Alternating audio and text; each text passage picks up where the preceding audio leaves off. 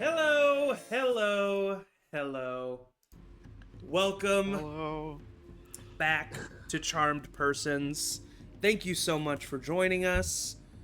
Glad to be here. Um checking it. I'm just checking and making sure that we're live. We're good. I see us on screen. This is crazy. Hey.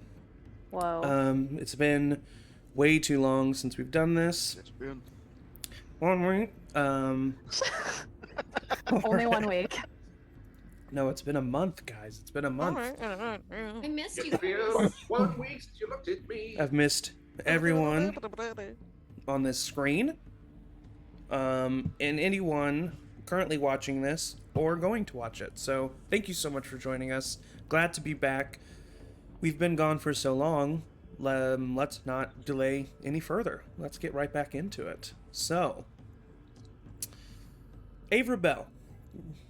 3 months ago, she was a young magical prodigy learning to control her newfound passion alongside her friend Benjamin Firestar, all while avoiding her mother's gaze. 3 months later, Ben is gone. So is her mother. Avra Bell is now even more experienced in life and magically, and a makeshift guardian to a young halfling girl as she uses her newfound magic to fight dark wizards and dragons. Barrow Ganondel. 3 months ago, he was a wandering old man looking for friendship and peace. 3 months later, he may not have found peace, but he has found love and friendship. Not only that, but for the first time in a century, he is finally addressing his beliefs with the newfound courage from his friends. Elburn Proctor. 3 months ago, not unlike Pharaoh, Elburn was wandering the world of Erubrion, grumpily going from one job to another, avoiding facing his ancient sentence. 3 months later, his millennia-long curse has lifted, and his heart finally has the potential to refill itself. Elburn has found freedom in this self-forgiveness, even if it is fleeting. He, even for the first time in 1,000 years, has someone, if not multiple people, he can genuinely call friend. Rev Grayskin. 3 months ago, he was going from shady job to shady job, not knowing much about who he was to himself or maybe even what he wanted.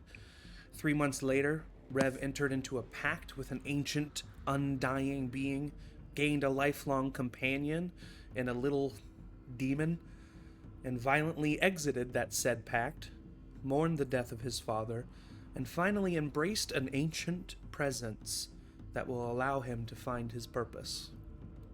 Hilfie Tierenbricks. 3 months ago, she was living in the jungle with her chipmunk biscuit, enjoying nature alone. Fast forward 3 months, and Kelfie has gone through quite the journey. She was reunited with her father, gained a new family through the party, gained a big sister through Avra, but also was reunited with and shunned by her mother. Kelfie is growing up and starting to realize the intensity of life to a level that most children don't have to. Her journey is really just beginning. Atticus Varcona. 3 months ago was traveling the plains of Ara, looking for lodging and gold so that he could support his family. 3 months later, his skills have progressed past a point he ever thought possible. Not only that, but his family is back together and he is on a journey seemingly destined by Lyra herself. And he made a reluctant friend in Elburn, who he has slowly tried to assimilate to everyday life on top of everything else. Finally, the newest member of the party, Ray Dusor. A few months ago, Ray had one priority: herself. She was traveling around Erubrion, hunting and scavenging to earn gold, sometimes for not-so-savory organizations. A few months later, she simultaneously has lost the only family member she cared about while also gaining a new makeshift family. Ray has spent more time with the party than she has spent with anyone else in decades. Her and Tiny have a home. What will they do to protect it? And before I continue even further, I actually see that the stream can't see Evan. I Hey, buddy. literally just messaged you because I looked over at it and I was like, lol. Whoops. So let me switch this over to... Get it? I wasn't there. You weren't. I'm celebrating someone's love. Sorry. There we go, there we go. Okay. Wonderful. And then I just need to change your name as well. Hey, we'll do it live. Fuck it, we'll do it live. We'll do it live. We're doing it live. Fucking thing sucks. Youth. Remember when he was just a piece of shit for like yelling at crew members? Not being an actual garbage? Alrighty, there we go. Hey, we did it live. It's good. Okay, so now you can see Elburn. His reactions were great. Okay, so as we continue on, this is our party, the Lake Peak Posse. It's a never-ending party. The family of misfits. We're the freaking makeshifts. I think. Misfits they may be, but what they have accomplished is already the work of legend. From a tribe of cannibals, to a corrupt organization, to a storm-conjuring giant, to a dark ancient wizard, to a coalition of dragons, this party has been through quite a bit, and their journey was far from over. The last time we saw our party, they were dealing with the aftermath of the actions of the Angel Kin, who had captured and killed Rev's father. Rev, fueled by revenge, killed Godric Hollows, the leader of the Angel Kin, and the rest of the party regathered at the Duskcall arena outside of the city. This arena ended up being the stage for quite the showdown between the party and the ancient undying vampire lord Demetrius Frey. Having learned that Demetrius was the one who commanded Elliot to tell the Angelkin about the party and their families, the party then confronted Demetrius. Just when the battle looked helpless, Rev called upon the great Sphinx that they had met just mere weeks ago. The Sphinx, powered and backed by an even more ancient presence than Demetrius, defeated the vampire and sent him down into the Nine Hells, but not before Demetrius promised his revenge on Rev. He also tried to bring Elliot with him, but Rev saved his newfound, loud, obnoxious friend. As a result of this, Rev and Elliot gained a new patron, as well as Elliot gaining a new appearance. The party was thankful for what had happened, but were reeling. That night they slept underneath Avra's bubble, and that night their sleep, at least for some of them, was filled with dreams. Pharaoh dreamed of a romantic picnic on a hill with Drigo. Ray was haunted by a memory long forgotten, the sight of a little girl looking for her mother who had just turned her away, before making the decision to leave. Atticus dreamed of a nice morning with his reunited family and a large breakfast, and also was informed of the true nature of the ring that he carried. Avra was visited in her dreams yet again by the pulsating orb of light. It informed her of the dangers their path held. It commanded her to keep the group together and united, and it told her to find them and search for answers. Rev actually had no dreams that night, but it was a very pleasant experience. Nothing was in his brain but himself, for the first time in a long time, and it was much more refreshing than he could have imagined, waking up the next morning feeling refreshed, confident, and capable. Kelfie, in her sleep, relived the moment that she lost her mother in the forest before being found by the Greenleafs. It was an old memory, but a vivid one. The next day, Kelfie went to confront her mother alongside Avra and Pharaoh. It was here that Kelfie finally discovered the truth all those years ago. Verna did not lose Kelfie. She left her there, in the forest. And once she was approached by the Greenleaves and knew that Kelfie was safe, she officially cut ties and ordered them not to reunite the two of you. This information was delivered to Kelfie in a very blunt and careless way by her mother before slamming the door on her face. Kelfie then walked out of the establishment, reunited with Avra and Pharaoh, who both greeted her with a big hug before Avra marched up to Verna's room and left her a very scathing note, basically saying that she didn't deserve Kelfie. Rev and Atticus went shopping for potions in a very eccentric shop, while Ray confronted Mutt at the Grey Tip Vanguard's chapter in Duskcall. The large Goliath was very happy to see Ray and informed her that they were heading to the main outpost of the Grey Tips at dawn the next day to try and ambush the Red Dragon.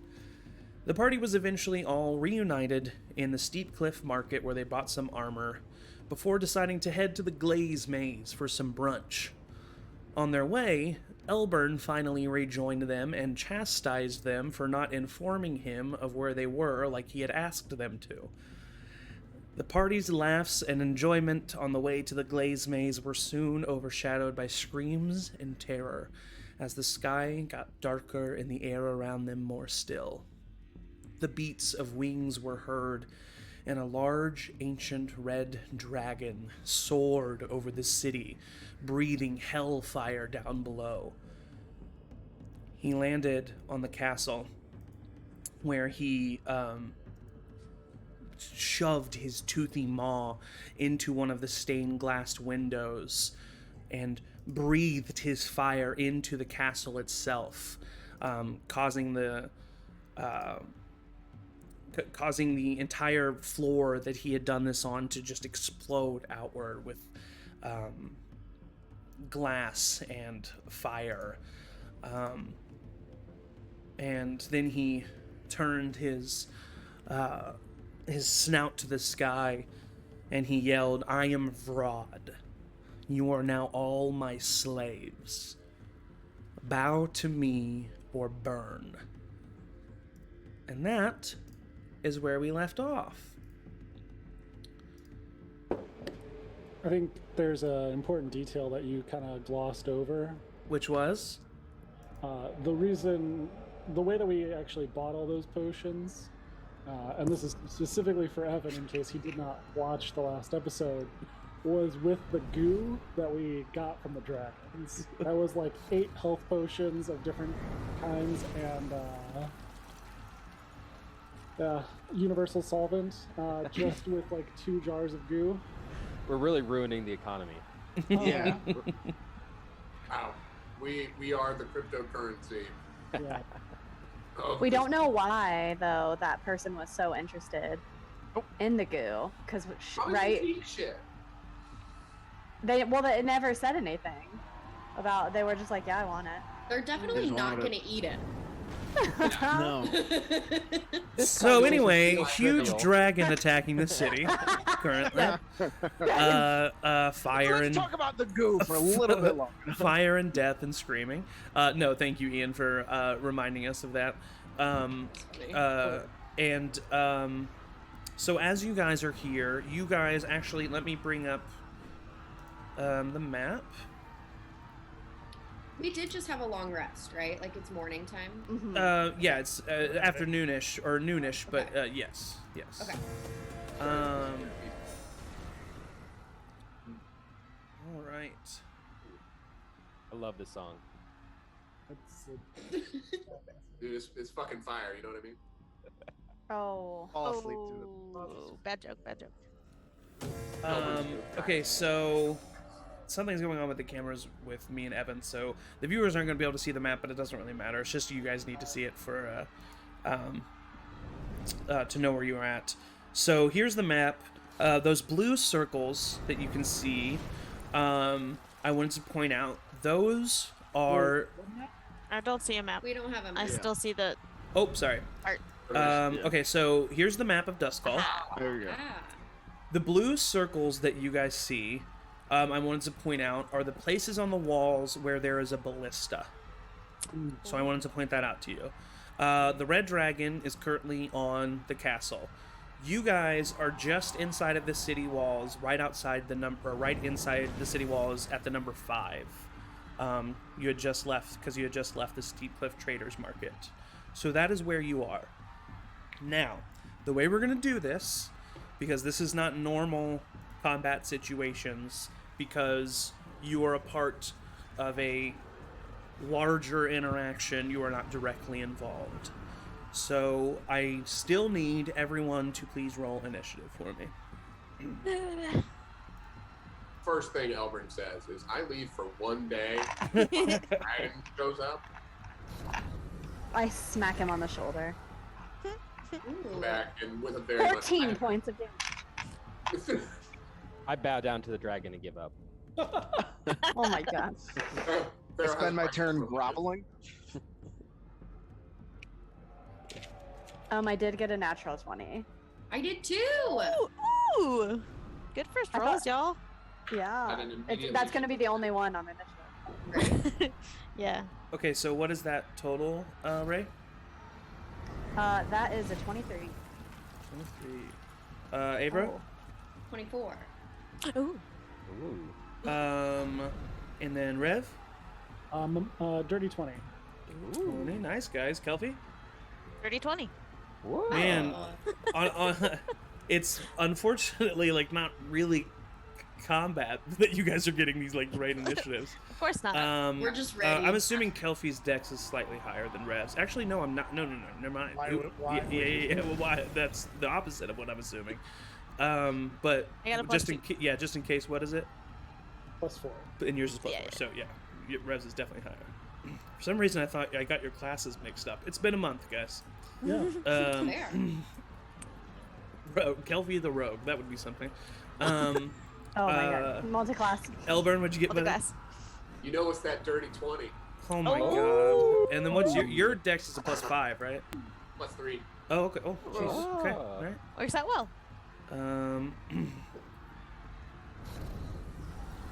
Okay, great. And then Pharaoh.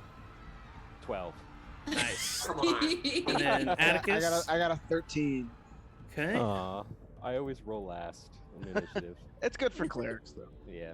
And Is it? then Is it? because when I die, I will roll You're a for. paladin. You're never gonna. Yeah, but then I have to waste a turn healing If it you. makes you feel better, Vic's got a natural 1.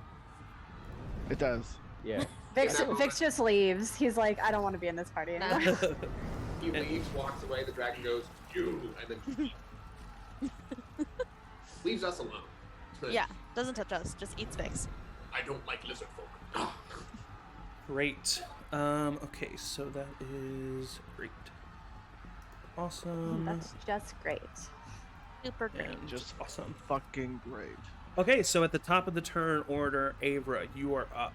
So basically, the way that this is going to work is you guys are going to be doing this all at the same time. So if you do want to collaborate with one another, you'll be able to. It'll need to be initiated by the person who goes first. But all of this is going to be happening at the same time, just for organization and to make this efficient. We needed to roll initiative so we can just go one at a time. So Avra, you're sitting here with your party. The dragon is on top of the castle, currently kind of fucking shit up over there. As you can hear and see, people are running, screaming. It's chaos. What is your current intention? I And I'm not going can to give I you talk much. to- Yeah, you can. You can talk to everybody. Yeah, and you can all, if Okay. you want to, before we even start, you guys can all. That's probably a good idea. So before we even start, you guys can all like kind of react. But then as soon as you start moving, Okay. we're gonna need to go into this order thing. So this is I all would happening. say Chaos I is would ensuing. No, go ahead. I mean, I would start by saying I think yeah. I think we should get behind the dragon but closer so that we can attack. Yeah, I'm gonna run straight there and try to help people in the melee somehow. Yeah. Yeah, so is there in the way that the city is set up, it looks like there's like a wall around the castle. Yes. Is that true? Yes. Is it tall enough that we could get a little bit of cover behind it but still attack from over it? I would say with the size that the dragon is, the wall's 15 feet high. So I would say with the size that the dragon is, you could buttress up against the wall and then like back out a few feet and then do whatever you want to do to the dragon and then buttress back up against the wall. But that's Okay. is for as long as it is on the castle, which who knows how long it'll be there. Yeah, Real quick, for sure. Do we know the Who knows range how long? of the ballistas? You would not know the range of a ballista. Okay. You've I never didn't know. messed with a It's like- ballista, yeah. Yeah, figured. I had no idea. So I'm gonna try to. You would assume at least a few hundred feet, like at least, you Yeah. know, like it's definitely, you know, a long ways. You just don't know like the exact The melee range. weapon, the dragon has to run. Yeah, it's a melee weapon. So anyway, So you I'm can. gonna This is imagine- an open conversation. This is not just Ava now. This is an open conversation. But as soon as you guys start moving, we're gonna need to go in initiative order. So everything's happening. Chaos is ensuing. What do you guys do?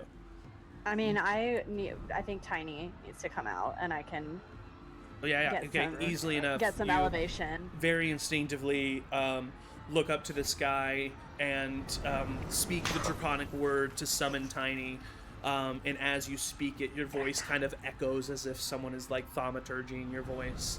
And out from behind, a pillar of smoke curls Tiny as he comes down and swirls down beneath you, definitely scaring a few of the people who are directly around you.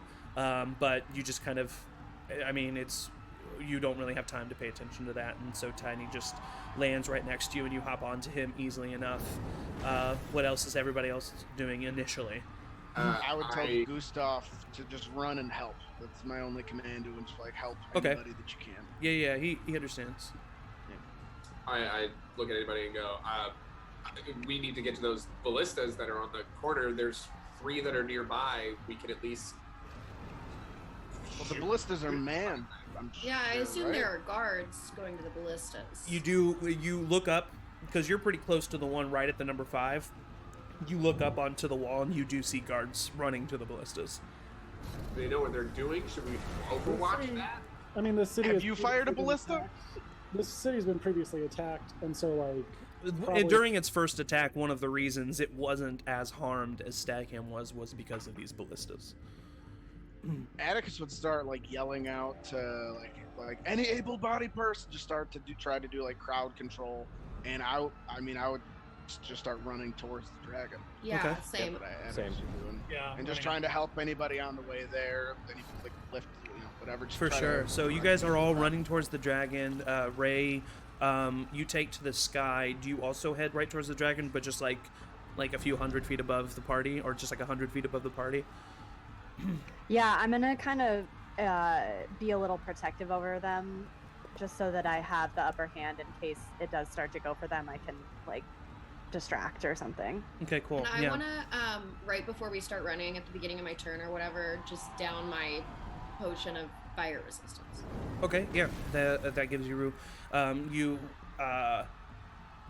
uncork the potion, and it smells like very sulfur-like. And you down the potion, and it's very bitter tasting. And it on the way down your throat and into your stomach, you can feel it burning, as if it's like a very hot liquid.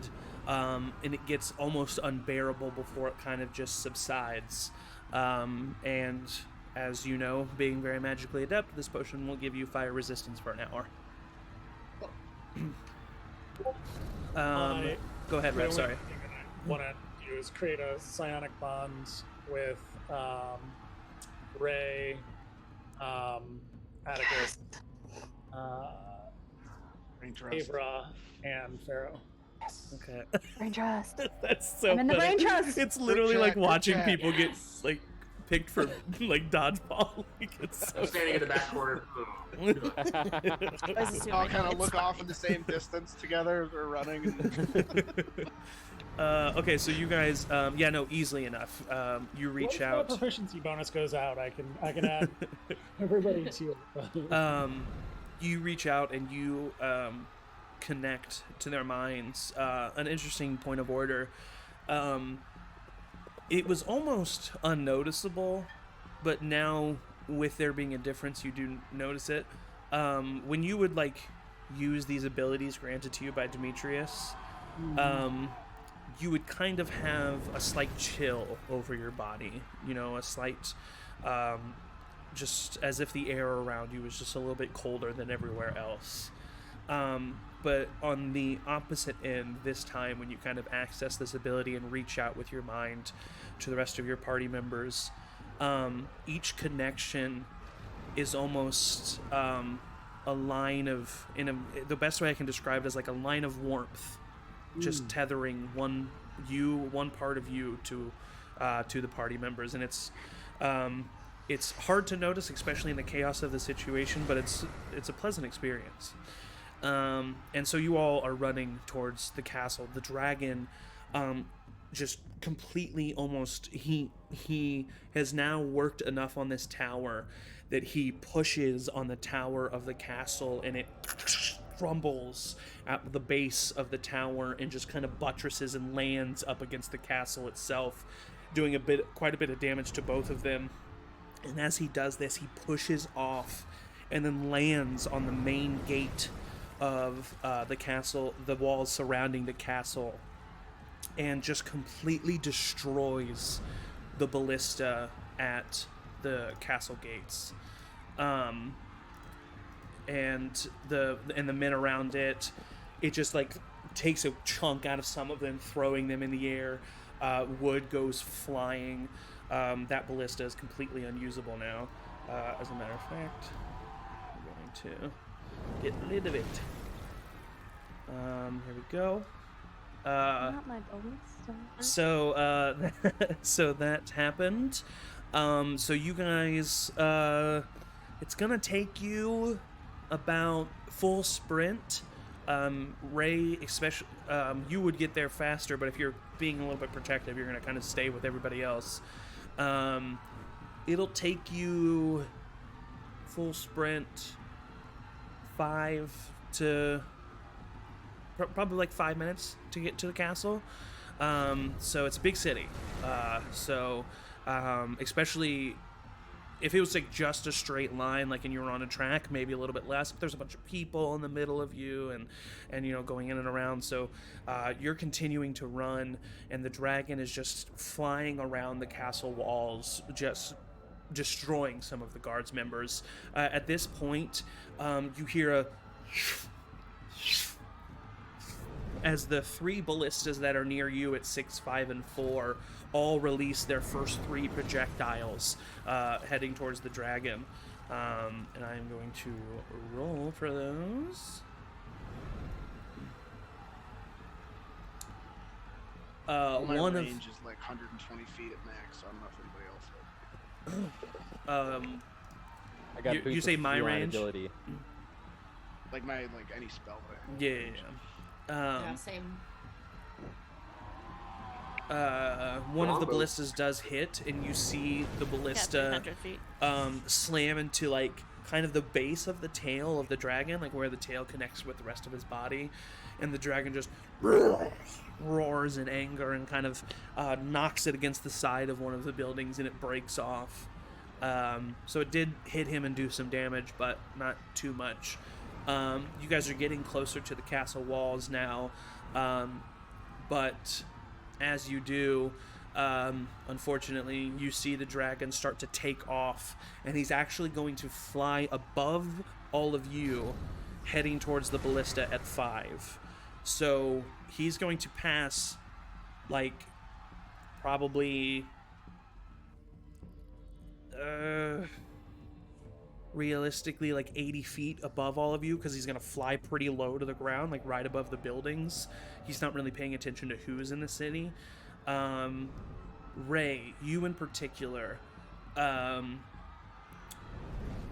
need you, well, it depends. You see this dragon coming down off the castle walls, down the hill that it's on, and heading towards you guys. You are on a flying creature. You're kind of directly in his course. Do you like try to stealth, like just kind of like curve behind a building to just like not be seen initially, or like what do you do as you see him coming? I'm going to fly below him in hopes that it'll not distract him enough to just keep his For sure. like, Yeah, go ahead and roll attention on the ballista. yeah, go ahead and roll a stealth check at advantage for me, just because there's so much chaos going around that if you're able to just fly low enough. And while I'm doing this, am I allowed to have an action? Oh yeah, you will. no? Yeah, this is just Okay. an initial thing of whether or not he can see you. I did get a natural 20. Okay, yeah, for sure. You and Tiny are definitely Disappear. knowing how to do this. You guys just, he just curls in his wings on his side, and you guys immediately death dive down a few, like probably like 40, 50 feet, and then he unfurls his wings the tallest of you in the party almost feel the wind of him unfurling his wings right above you guys as she continues to fly above you.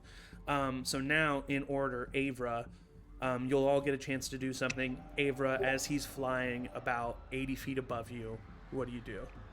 I'm gonna toss a second level acid chromatic orb at him. Alrighty. And I'm gonna get a 24 to hit.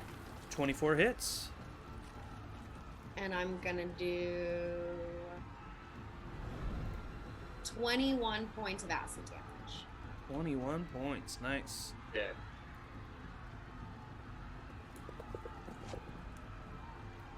All right, so he is flying right above you, and you, as you are running, kind of stop, prepare yourself, do the hand motions needed, say the arcanic words, throw up your hands, and this green orb of energy flies through the air and splashes on the underside, the underbelly of this dragon, like sizzles a little bit as it causes some damage. The dragon roars, definitely feeling the damage, but he's so large it could have been him even running into a building as far as he knows, so he doesn't necessarily draw his attention lower.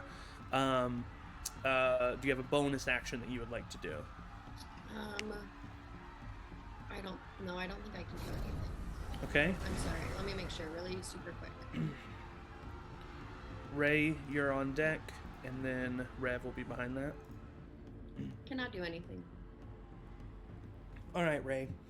So you're flying about 10 feet above the rest of your party, meaning he's about 70 feet above you and tiny. What would you like to do?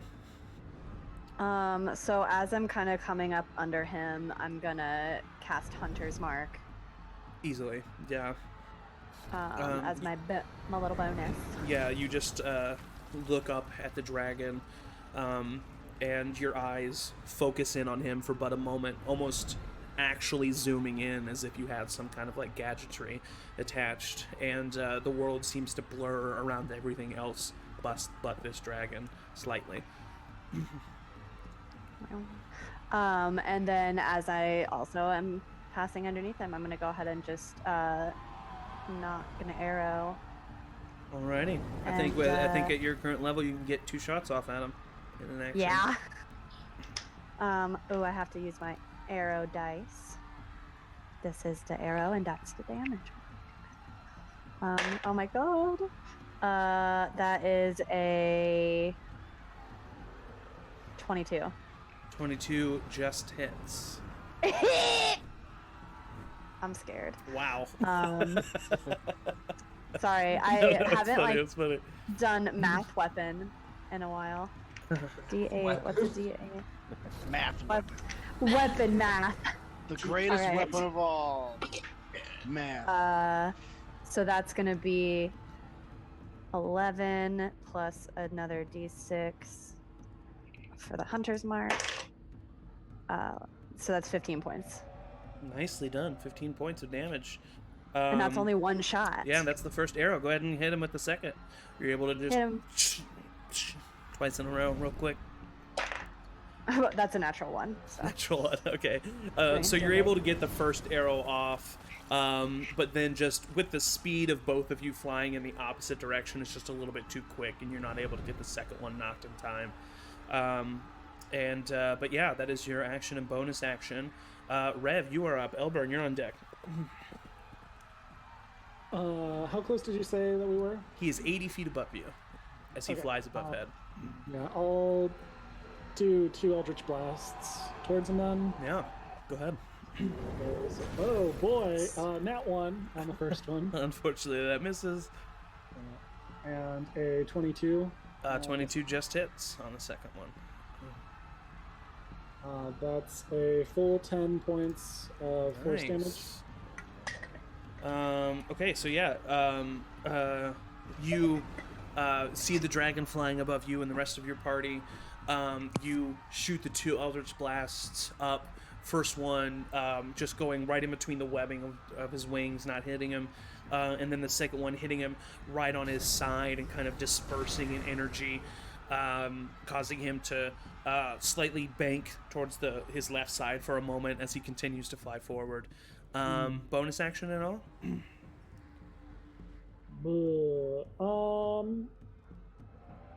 Let's say I am disengaging just to get through the crowd. Okay, for sure. Totally. That makes total sense. Elburn, you're up. Kelpie, you're going to be on deck. Yeah, I'm just gonna fucking launch my longbow at this fucker. Yeah, you get 2 shots off on him as well. Oh yeah. Nope, that's a 19. That's gonna miss. Yep, unfortunately that misses. 22. 22 hits, yeah. So I have to roll a 15 every time. Please. Okay. Yeah. So that's fucking 10 points of piercing damage. Okay, yeah, so you fire off the first arrow and it does hit him, but his hide armor, his scale armor I should say, is quite thick, and so it just bounces off. But the second arrow, you're able to get in between some scales as it kind of lodges itself in there and definitely does some damage. Bonus action for you at all? No, because he would have to be close. All right, Kelpie, you're up. Atticus, you're on deck. Pharaoh, you're behind him. Cool. So, quick question about a spell for you, Zach. So I want to Yeah. cast Ice Storm, Uh-huh. and it has a super high range. Okay. But since he's so high up, I don't know if I can still like make this cube hover off the ground, and then does the hail not reach the ground ever, or how would that work? Would it still? I consider outside of the so. cylinder? Let me look up the wording of Ice Storm just so I know that I'm on the same page. But I consider it kind of to be almost a cyclone-y type thing, which is why it kind Cool. of stays in that one area. Great. So let me see here.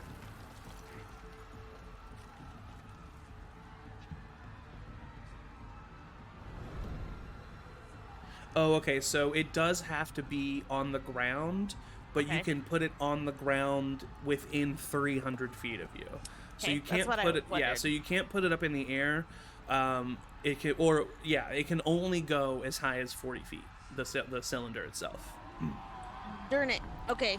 Then since he is out of range of that, what was the other thing I was gonna do? Nope. Then I'll do. Oh no, and I guess could I get away with it with Call Lightning because it's still a 60-foot radius? Let But if I call the lightning to a point that's under him, the lightning would hit him first. me look.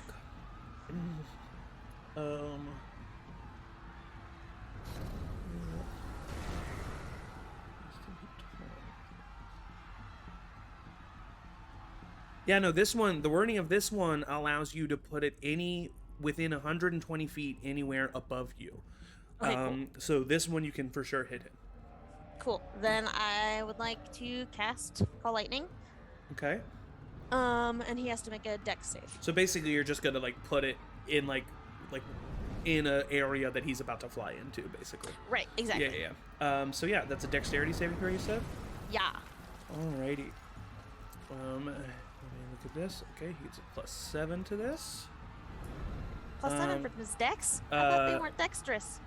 On his saving throw, but he rolled a 3, so he gets a 10, so he'll take full damage. Sweet. Yeah, that's how he misses. All flying. He just keeps going.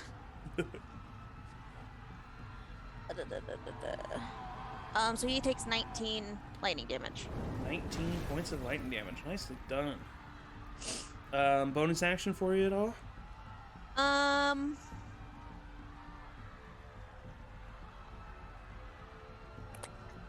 No.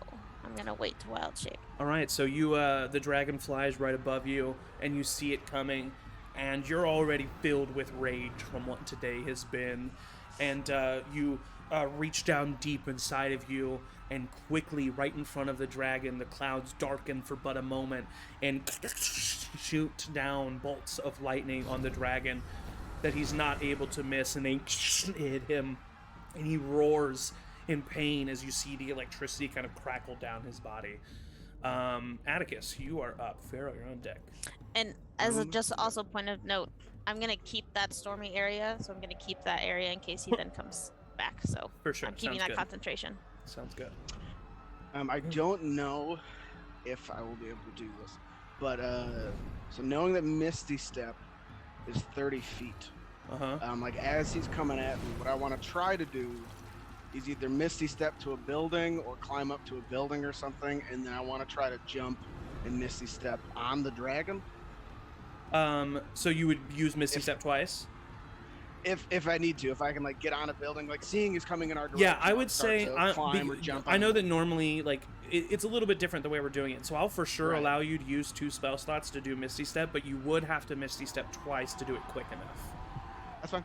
Okay, cool. So if you're willing to do the 2 spell slots, I won't even make you roll anything. The dragon comes flying right above you guys. You see it coming, and just instinctively you grab your holy symbol, look to the nearest tallest building, you pop right up on top of it. You see the dragon coming. You know that you're not quite sure the range of the spell, so you start running a bit, and you just leap off of the roof, grab your holy symbol, Misty Step, and you are landing right on top of this dragon. I need you to make a dexterity saving throw to see if you can just grab something and hold on. It's a wide surface area, so it's not the highest What DC. I wanted to do, if I could, I don't know, is to hold on. I wanted to have both my long swords. Okay. And like jab it into him. For sure, yeah. Go ahead and make 2. Let's go ahead and make 2 attacks. That's the way we'll do it. Why is Atticus the coolest among us? Jesus Christ. That was badass. Well, because paladins can make 2 attacks, so that makes sense. And then the 22 for the 1 attack. Okay. Second attack would be, that's better, 26. Okay, so they both hit. You're able to get them both into the dragon, so you're able to hold on. Go ahead and roll for damage. And you can divine. Okay, if you divine smite, one of them won't be able to stay in the dragon. I want to. My goal is to get them in as much as possible. Okay, so cool. I won't divine smite. So that's. Paladins are damage bringers, boys. So just regular damage is going to be 11. Or no. 11 plus 11. So 22 for both of them. So roll a 5 and a 6, and then plus another 11. Okay. And then I think Listening Sun. No, Voltage Sword gets lightning damage too, I believe. D6. Yeah. So 22 total? 22 plus 22 slashing, 5 lightning. Okay. Nice. All right. So quite the turn. As you all see Atticus do this, you land on the dragon, impale both swords deep into the hide armor. The dragon roars loudly, this time definitely noticing the pain that is appearing and noticing that it is coming from on top of him instead of below him. But we'll get to his turn in a second. Pharaoh, you are up. Right. I'm not going to do what Atticus did. Okay. I also should have chosen my spells better for this scenario, I feel like. So I'm going to cast Guiding Bolt on it. All right. Level 1, 23 to hit. 23 hits. 18 radiant damage. 18 radiant damage. Jeez, oh, Pete. The next attack has advantage. Well done. Okay, so yeah, you see the dragon flying above you. You see Atticus misty stepping. You look up at the dragon. You reach out your hand. The scar on your face glows intensely as this golden beam of energy shoots out from your palm and hits the dragon, and just kind of, it hits the dragon and you can see the force kind of hit him back a little bit, and then the actual blast dissipates and forms this kind of like shining aura around the dragon, giving the next attack advantage. Any bonus action for you? No, I'm just gonna run back the way the dragon's going. Okay, yeah. Vix is going, he's on top of Ecor. He takes 2 shots with his bow and arrow. I already rolled those. He hit one for 11 points of piercing damage and missed the other one. and that'll be the end of the party's turn. So the dragon, you guys have definitely done enough damage now in passing that this dragon has noticed what is going on beneath him. And so as he flies above all of you, I need everyone except Atticus, because he's on top of the dragon, to make a dexterity saving throw as the dragon flying above all of you beats his wings one time extremely hard, doing a wing attack on all of you. 7 fails. 6. I got an 18. Did anyone get above a 25? No? Okay. Cool. Great. So everyone, Things are going well. so everyone fails, and takes takes a Do I total roll of, for Tiny Screaming, too? oh my or God. takes a just- takes a total of 20 points of bludgeoning damage, and you are knocked prone. Amazing. What does that mean for if you're in the air? You and Tiny are forced to the ground. You hit the ground.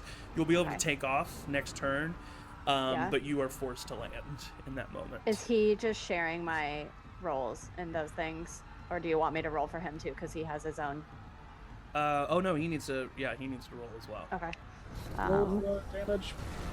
20 bludgeoning, and you're knocked prone. He did not get above a 25, so Okay, he so he gets also 20 points takes. as well. Yeah, he takes 20 as well. Also, I rolled a 4 for my concentration to keep my spell. So Oh, okay. No more so, storm clouds. Yep, call lightning fails as well. Cool. That will be the dragon. Oh wait, concentrations break if you. If you take Sorry, damage, if they don't break, but you have to roll a Constitution saving throw if you take damage for your Hunter's Mark. I forgot about your Hunter's Mark. So Yeah, so okay. just roll a Constitution saving throw, and you'll have to get above a 10. I did not. Oh, okay. So your Did Hunter's really Mark, well. your Hunter's you. Mark fails as well, unfortunately. Atticus just having the ride of his life. Cool. This is awesome. Isn't it? So Is he in the brain trust? So I say that. he isn't. Yeah. He is in the brain trust. I'm like, isn't it neat? Okay, so the dragon is going to continue towards the ballista. So he keeps flying towards the ballista after doing that wing attack. Atticus, what do you do while you're on this dragon? Well, I would just try and keeping one of the swords in. I would just try and take one of them and just try to keep on stabbing him. Okay, yeah, go ahead and make 2 attacks. These are going to be at disadvantage. Because trying to stab with a long sword while you're on top of a dragon holding Right, onto for sure. another long sword is not super For sure. easy. I'll keep Glistening Sun in, and I'll attack with Volt Edge. Okay, sounds good. Actually, If you want yeah, to I'll attack do with this. Glistening Sun, they won't be at disadvantage, because what you could do is you could hold on to the one long sword and just throw Glistening Sun twice from where you are. what I'm actually gonna do, well, one of these times I'm gonna take Volt Edge, and while it's inside the dragon, before I take it out, I'm gonna Lightning Bolt him with Volt Edge. Oh shit. Okay. So that's a dexterity saving throw. Dexterity saving That throw. he DC 15. Is going to automatically fail because the sword is inside of him. He dodged Takes it. 4d6 lightning damage. 3, 7, 10, 16 points of lightning damage. Pew, pew. Okay. So that is an action, right? To do that. That is an action. So, is there a bonus action that you want to do? Because the dragon is definitely going to have a response to that. My bonus action would be to just fucking hold on tight. just like The dragon- brace, just like The dragon has now been hit twice by something that is Yeah. clearly on his back. Yeah. You hear him yell as he's flying, "Enough of you, pest!" He as he's flying above this street, spirals over on his back and then brushes his wings downward to slam his back into the ground. Do you try to hold on? Oh yeah. Kill him. Kill him. Kill him. If you try to hold on, you will take the full amount of damage. Yeah. Kill him. So you try to hold on? Eric. Yeah, I mean, does he also get like fucking swords in him at the same time? Like, can I like dig in deeper? If I'm getting dragged in, I don't know. Like, drag the swords down? I mean, Fucking, I don't know. we'll see what happens. You're a hero. About to be crushed by a 2-ton beast. Okay, and so- you're like, "Ah, fine." All right, well, Or well, I can see him like flipping over. I mean, yeah, but this Like, is I his can- action. but he's doing it real quick, right? I mean, yeah. Oh no, never mind. You I see thought him- Misty you Step have- was- what I I'm thought Misty saying Step is- was a reaction. It's a bonus action. Well, no, what I'm saying is you have a reaction. You see him. You are plummeting towards the ground on the back of this dragon. For sure. Do you let go, jump off? You already He's- said no.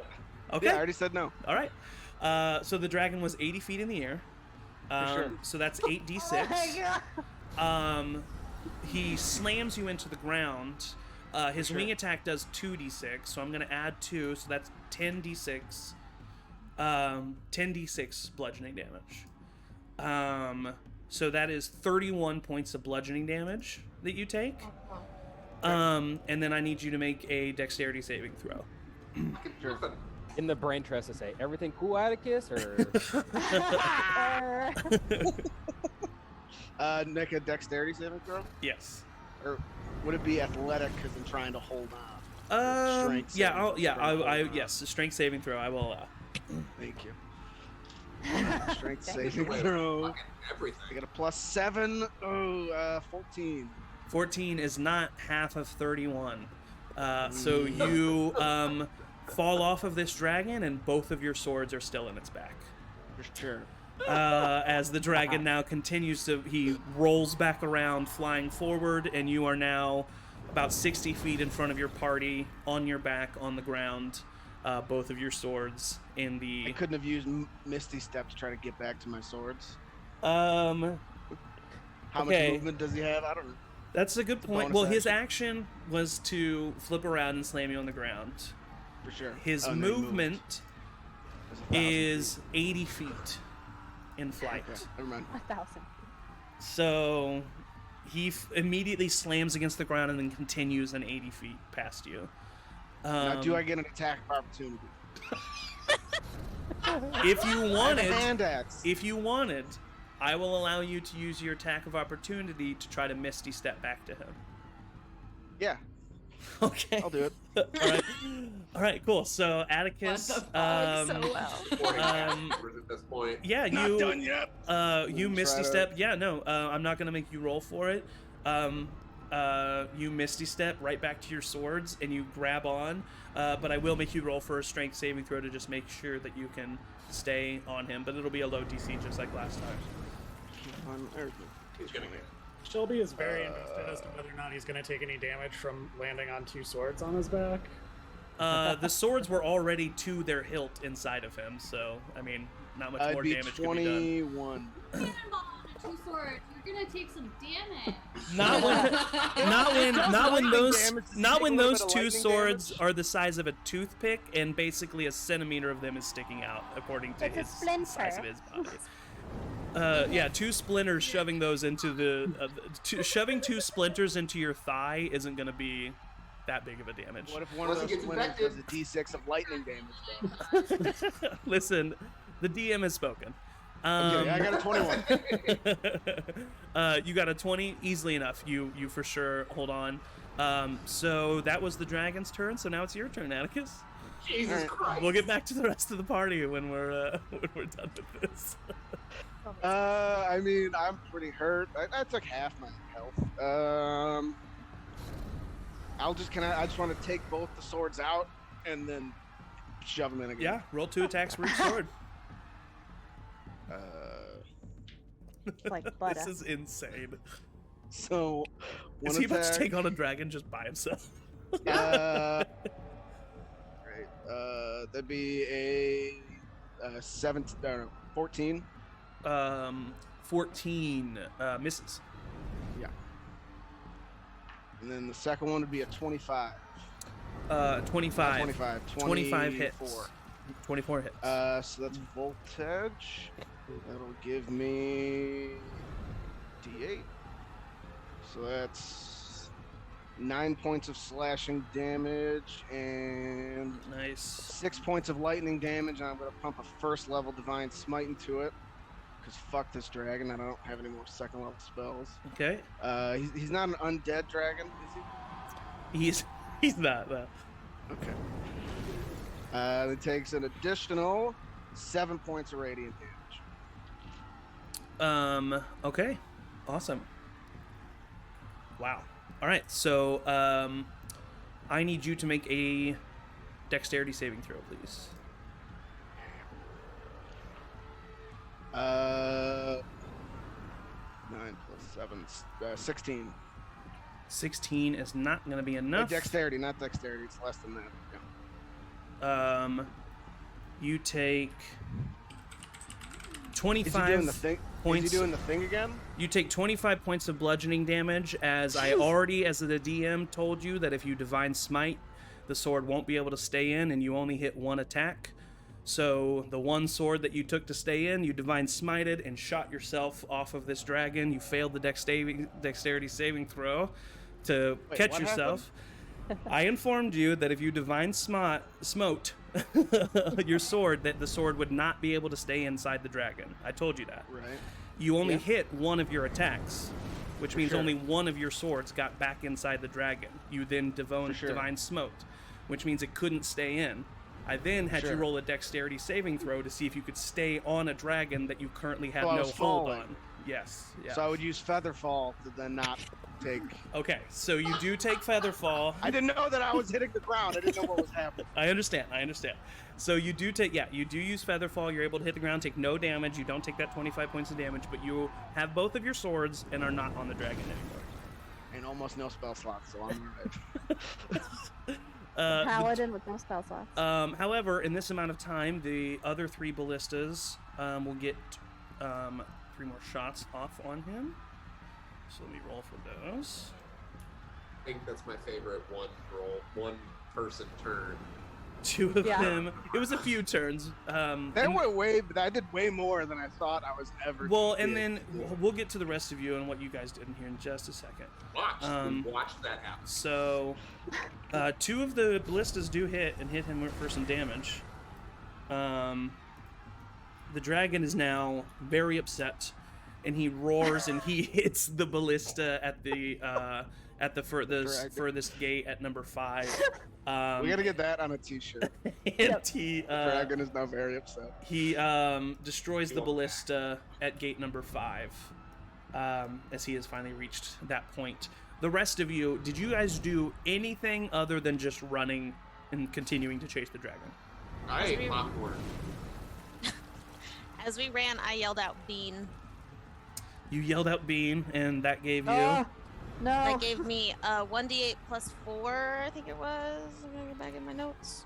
1d8 plus 4 temporary hit points. Yes, you feel the magical bean that you had ate so long ago and spoke its arcane word of bean, and the powers were invoked in you. Cool. I don't even kind of remember what my bean did. I don't either. I wasn't here that session. I'm like, I got a bean. I already used mine. Hey, My bean Hurts a lets me bit. eat inedible things, not It's on you. particularly applicable. I didn't write it situation. down. I wasn't the one that ate him. I didn't take one. I would Just yell "Bean," see what happens. Oh no, don't do that. Don't make the DM remember. Just to be better safe than sorry, while we're running, I'm gonna down a greater healing potion. Okay. Just 'Cause yell as we've bean, see what mentioned, happens. I am squishy. That's funny. Okay, so yeah, you yelled bean. Did anybody else do anything other than just continuing to run after? I downed my regular potion of healing. Okay. Yeah, How far- a greater. So How that far away are we from the ballista place? Well, it took you. You were running. You had run for about 3 minutes probably, and then have been running for about another minute with this whole Atticus dragon situation. So you're probably about a 2-minute run away from the ballista at number 5, which was just destroyed. Okay.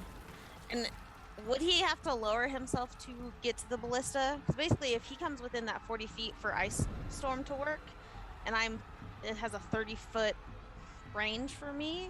He has a I would flight cast speed that. of 80 feet. He's way far ahead of you. But is he 30 feet?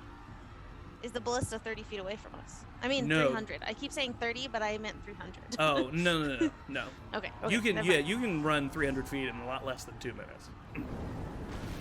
And you're about 2 minutes away from the ballista, is what I'm saying. I'm gonna cast Bless on Avra, Rev. You're like and a Kelpie. quarter mile away from the ballista, to put it into perspective. Sorry, go ahead, Pharaoh. I'm gonna cast Bless on Avra, Rev, and Kelpie. Okay. So you now have a D4 on attack rolls or saving throws. How long does Bless last?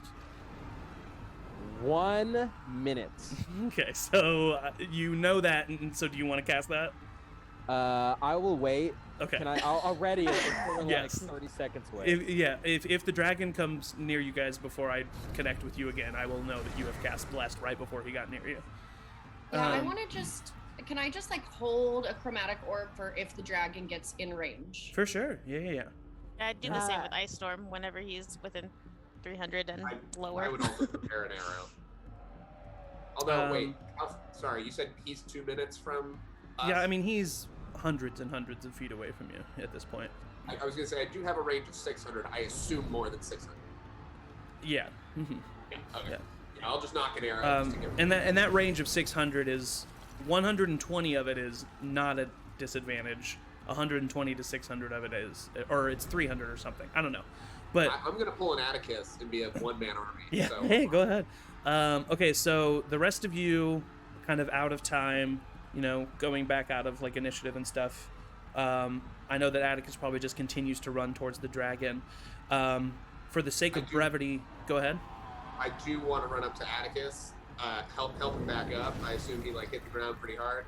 No, he featherfalled, so he landed I go up quite to him, gracefully. Just hold my hand out, grasp, do one of the Arnold Schwarzenegger, one of these, and just go, "Fuck, man!" And then keep going. Yeah, I will say, with the amount of time that it takes you to fall with Featherfall, the rest of your party has caught up, and you just kind of like Mary Poppins land right next to him. I'm Mary Poppins, the y'all. face is very much like, "Holy fuck!" Like, keeps going. One thing that I do want to prepare is Yeah. if we get within 60 feet of the dragon at any point in time, I want to cast Phantasmal Force. Okay. That's the mind, fear thing, right? It's I create an illusion so Yeah. powerful that they think it's real. Cool. Yeah. Which you can be super. I love that spell. You can be very creative with that. Tiny Before I is meet up gonna with the. It's okay. This is I'm super trying to drink a chaotic. potion. I'm gonna drink a potion. Yeah. No, that's totally fine. This is a chaotic mess. Go ahead. Tiny. I just going to say Tiny's gonna fly, and I'm gonna stay with the party so that Okay. he's separate from me. Where's he going? He's gonna go up, up, basically stay above us, but be up. Kind of. So he's there Like- for your surveying, even. kind of. Yeah. He's even, not even with the dragon. Great. So he's not heading towards the dragon at all. No, Okay, he's cool. hanging with us, but Yeah. just directly above. Totally. Perfect. So yeah, you guys all have kind of reconnected in this moment. For the sake of brevity, I'm gonna say this dragon. You see him slowly going from ballista to ballista on these walls. I will say, from the point that you guys are at right now, unless you do something that I'm not aware of, you're not catching up with this dragon. But what I will say is you did quite a bit of damage to him. So the dragon flies to this ballista over here at 6, and he destroys that ballista.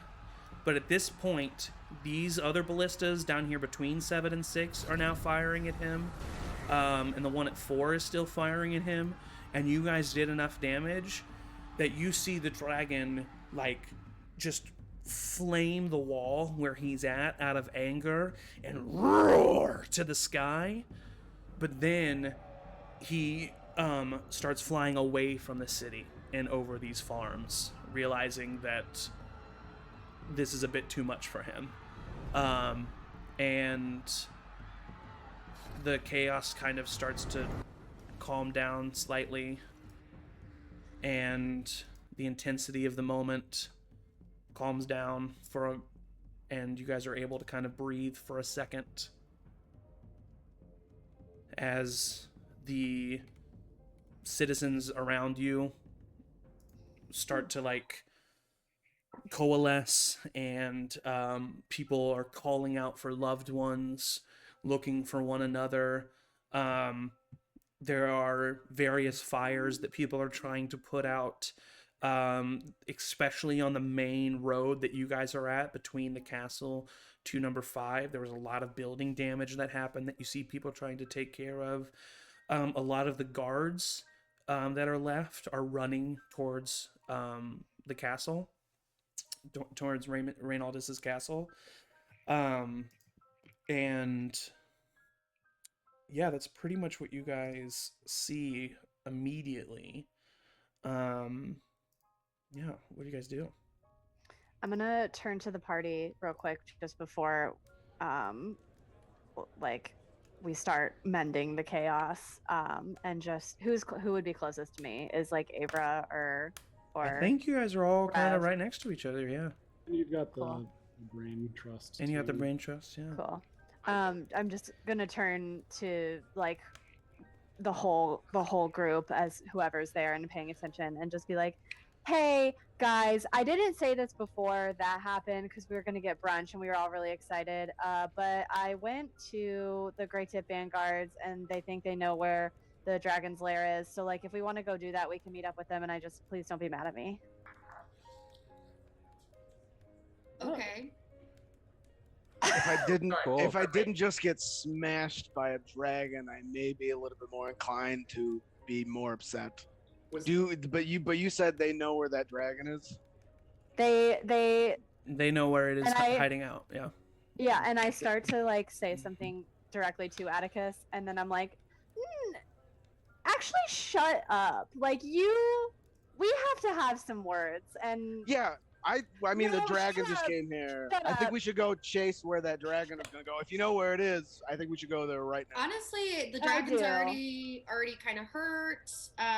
If you, whatever bad blood we have, Ray, I'd say if you know people who can help us, maybe go get them. And I think we should go do Is that. this in the brain trust? yeah, I just started Okay, talking I was out about loud. to say. Yeah, no, this is out loud. Thank God.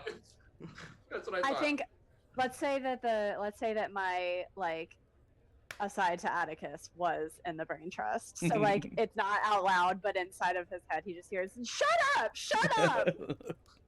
I've got a fire resistance for another 57 minutes or so.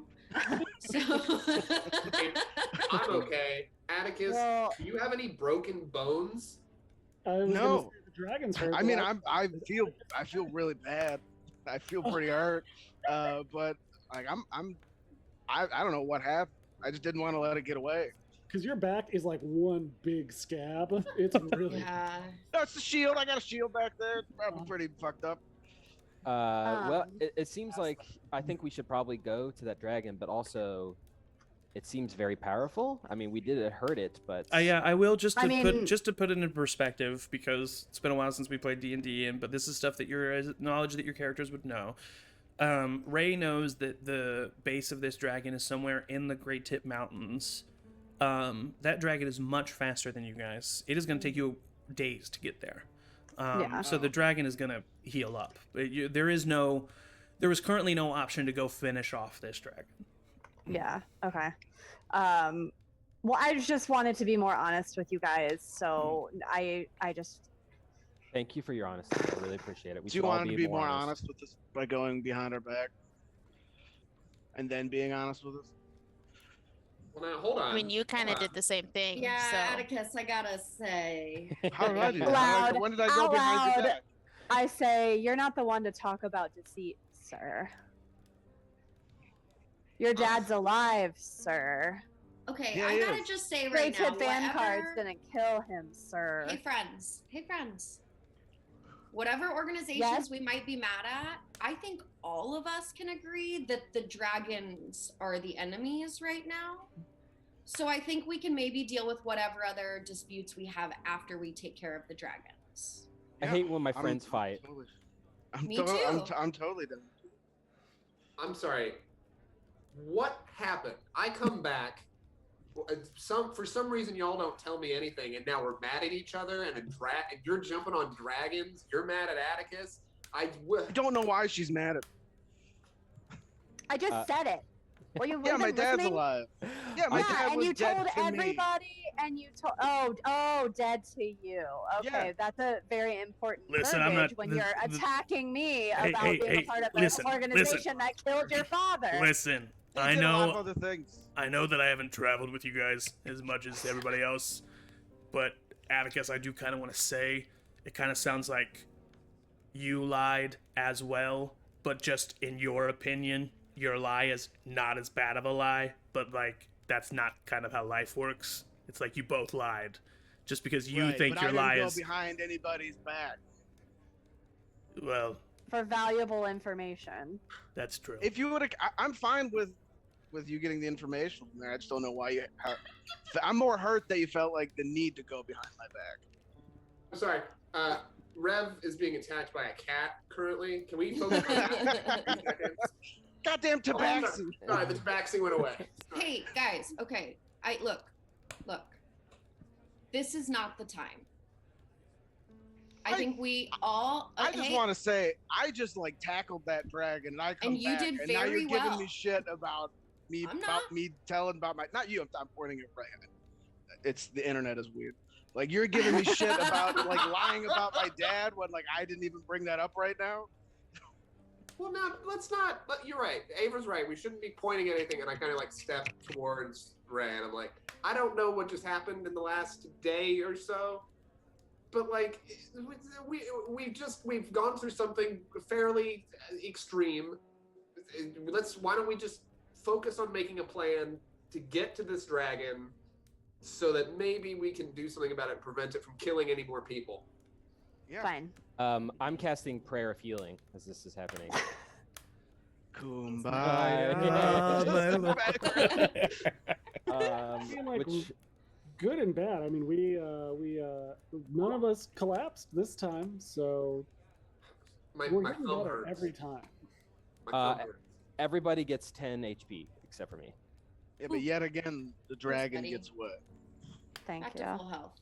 Well, in fairness, the last one didn't get away so much as was really. It got away. Hey, I would, Elbert, I was really on your side about this whole, like, with me on this is not the time. So let's not, like, bring up other shit. Listen, I wanted to be clear and not like, I look at Kelsey and I'm like, I'm not like, we're past this. Like, we had this conversation. I want, technically, it's been a day. Mm-hmm, yeah. I'm giving Elburn like a death let's- glare. None of this would have happened if Elburn didn't With leave a lightning yesterday. storm in the background. Let's see what we can do to help the town for like an hour, put out some fires, and then maybe like have a drink and discuss all this a little more Do you calmly. think the Glazed Maze is still open? I'd I love hope to so. go there if it's still open. Yeah, we I still want technically several have- pancakes. Real quick, we run through. What the- about Tom and Waymer? We could check to see if that establishment is okay first, and if they are, we'll just like, Should we like help the people in the castle? No, they're rich. Assholes. all the guards are headed there. Yeah. Well, some of us fucked up, and the guards are mad at us. Why don't we go there and like get some goodwill going? So they're like, oh, we're Okay, good so people. We couldn't have possibly Blaze committed Maze murder." Castle, right? It's not a Blaze Maze yet.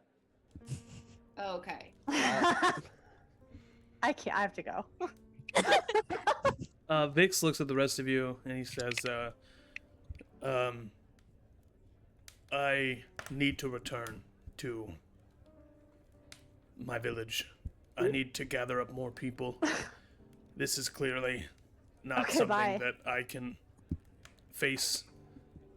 I am not as adept as the rest of you, but I Aw. can command a group of my people, and together we can do good. So I must return and I must gather some of them. Vix, you are so adept. You could stop being so hard on yourself. I I want to. cannot do the things that you do. And he points to Atticus. He's like, I Well, to be cannot. fair, No one I can can't do do that what he either. does. Yeah. I don't think I could do that again. If that's makes it. I understand the compliment and I appreciate it, but I would be more well suited leading a legion of my own. I feel that together we could do some damage and we could help solve this issue. That is where I would be useful. So Please, I will. please, Vix, take the stick of incense that I have to remember our party. He looks at it and is very just exasperated. You'll know when to light it. I know I will. I want to, He puts before it he in his leaves, I want to just step forward and put out my hand for a handshake. Shake Hey. his hand and say thank you for your help and good luck. He shakes your hand and he looks at you. Thank goodness this group has you. Right? And he I say bye to Igor silently, but not Vix. Ikor leans down to you. And you look into Ikor's eyes, and even though you're not currently investing in form, you kind of get that somehow Ikor knows what you're going through. And just kind of like, even though you're just looking into his eyes, he is sending you an energy of healing, and he just puts his head down on your shoulder for a moment and just kind of rubs his head up against you. And then he and Vix ride off. So where are you heading currently? Breakfast or the castle? So you're heading towards the I want Glaze the Maze. Blaze Maze. Is the glaze maze on the way to the castle? Sure. Didn't we try to assist like the people who just got burned and? Yeah, I definitely want to like stop and help anybody who needs help along the way.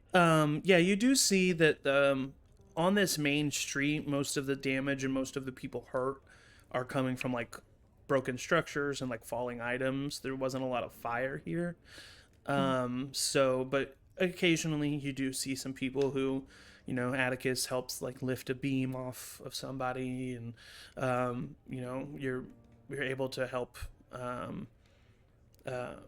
reunite some people, some parents with their children, and it's chaos and people are all over the place, and there are quite a few people in the street mourning the death of loved ones. The guards seem very busy. A lot of them seem to be heading towards the castle. A lot of them are just trying to get a hands on everything that's going on. A lot of them are trying to handle the dead.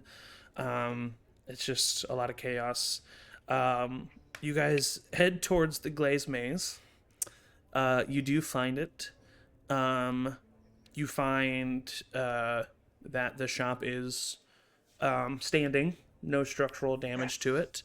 But you don't see anybody like outside on the little patio section, and you walk inside, and or you go up to the door, and the door is shut and locked. Oh, I wanted pancakes. There was a dragon attack, though. Yeah, maybe That's we just go over, to the though. castle. That's Try for breakfast tomorrow. That was like Let's 10 go minutes get that. ago. I'm hungry. Get past it, guys. I think we should head to the castle. Maybe they will even have some breakfast there. Probably not, but let's go to the It's castle. worth asking. Weren't we going to the castle before all this, right? We were gonna go to the castle. I think we were getting Yeah, breakfast just over. first. Right, but we were yeah, okay, yeah. Let's I mean, let's Yeah. just continue on with what we were gonna do, I guess. We should just go to the castle. Yeah, castle. Can we just pop in, check with Tom and Waymer, and see if they're doing all right? Maybe they have breakfast. that they is were at not that, much of a pop in. That is tavern. the diamond in the rough is at 3, so you would go pretty much way past the castle to go to the Pharaoh, diamond in the can you rough. send a message to them, see if they're all right?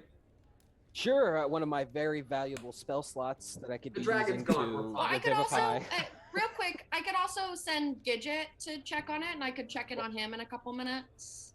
It would take What Gidget is a Gidget? very long was time gonna to say. get there. I could send Gustav. I don't know if Gustav is still alive. What Uh, a cool. You can send a message.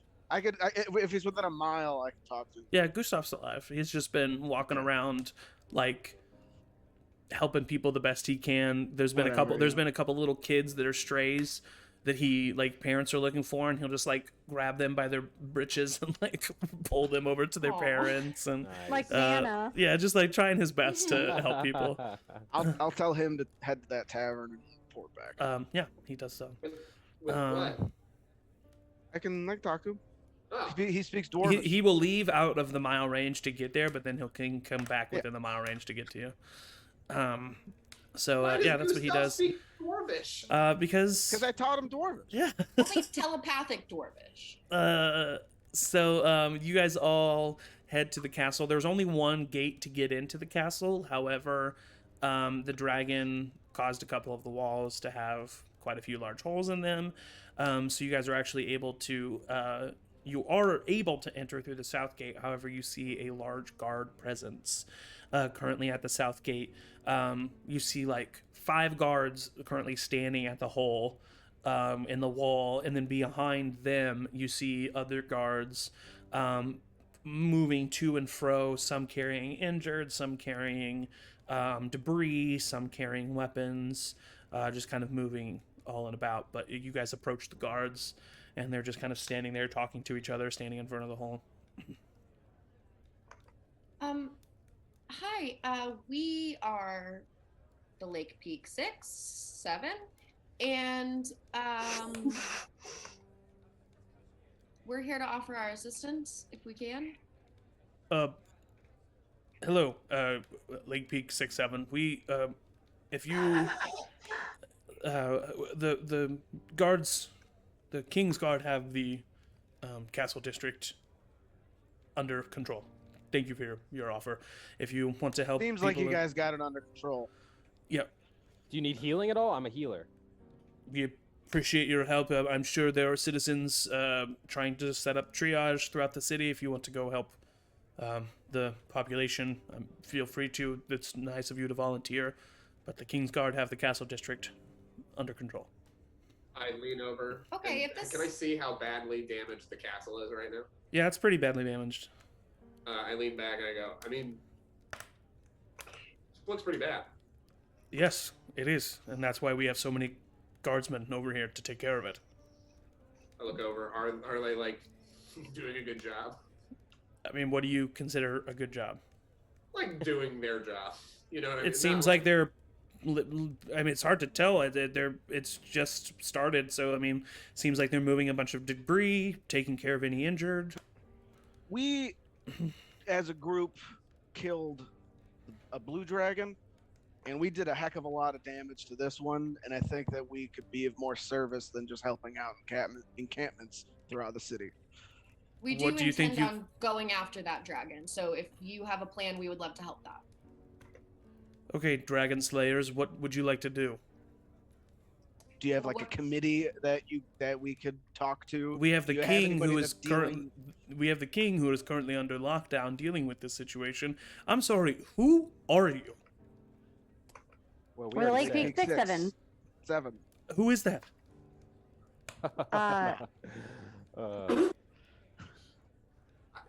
I guess yeah. I've never heard. Let me handle How it. you? And I step forward and I go, look, I don't want to make a big deal out of this. We've had some divine interventions. Like, we survived the attack in Lake Peak, the thing that was kind of like a big explosion that killed a bunch of people. We were caught in that. It seems like all of you are under quite a bit of shock. I understand that what just happened is very intense, and it is a situation that all of us are under a lot of stress. Okay, so I don't necessarily blame you for what you're kind of doing here, but we are very busy making sure that the king and his castle are safe and protected. I have no clue who you are. You have a supervisor I could talk to? You know what? Yeah, if you want to come to the guards barracks tomorrow when we're open, because there wasn't just a dragon attack, I'll let you talk to my supervisor. In the brain trust. Yeah, go ahead. I was gonna say in the brain trust, whoever's in it, I just say, do you guys want me to try to fly into the hole in the wall there? See if I No, can get no. to the No. cave. You'll get shot down by Well, how come Atticus gets to do all the cool stuff? I'm gonna Go out for it. loud- Go for it. Then. No. Out loud, I'm gonna say, hey, can we just talk over there for a minute, you guys? Lake Peak 6-7. Sure. Sure. Yes. Sure. Okay. Well, and what was your name, sir? And I point at the guard. Bob. How do you spell that, Bob? Fuck space YOU. That's not how you spell a Bob. Hey, wait Come a on, guys, minute. let's go talk Can I do for a an minute. inside check? Wow. So, He's that telling the sounds truth. rude. I'm gonna just how he walk spells away to Bob. where It's I how he wanna talk spells to it, them. man. I go over and join Abra. Anybody else coming? Yeah, is everybody here? Yeah. Tony's here. Okay, God damn. you guys. We're not And going I- up talking to the guards Yeah. while I look like I mean, me. Angel can still exist, yeah. Fair. I assumed he was Tommy. Or Tony, Look, whatever. I know we're not all gonna Howdy.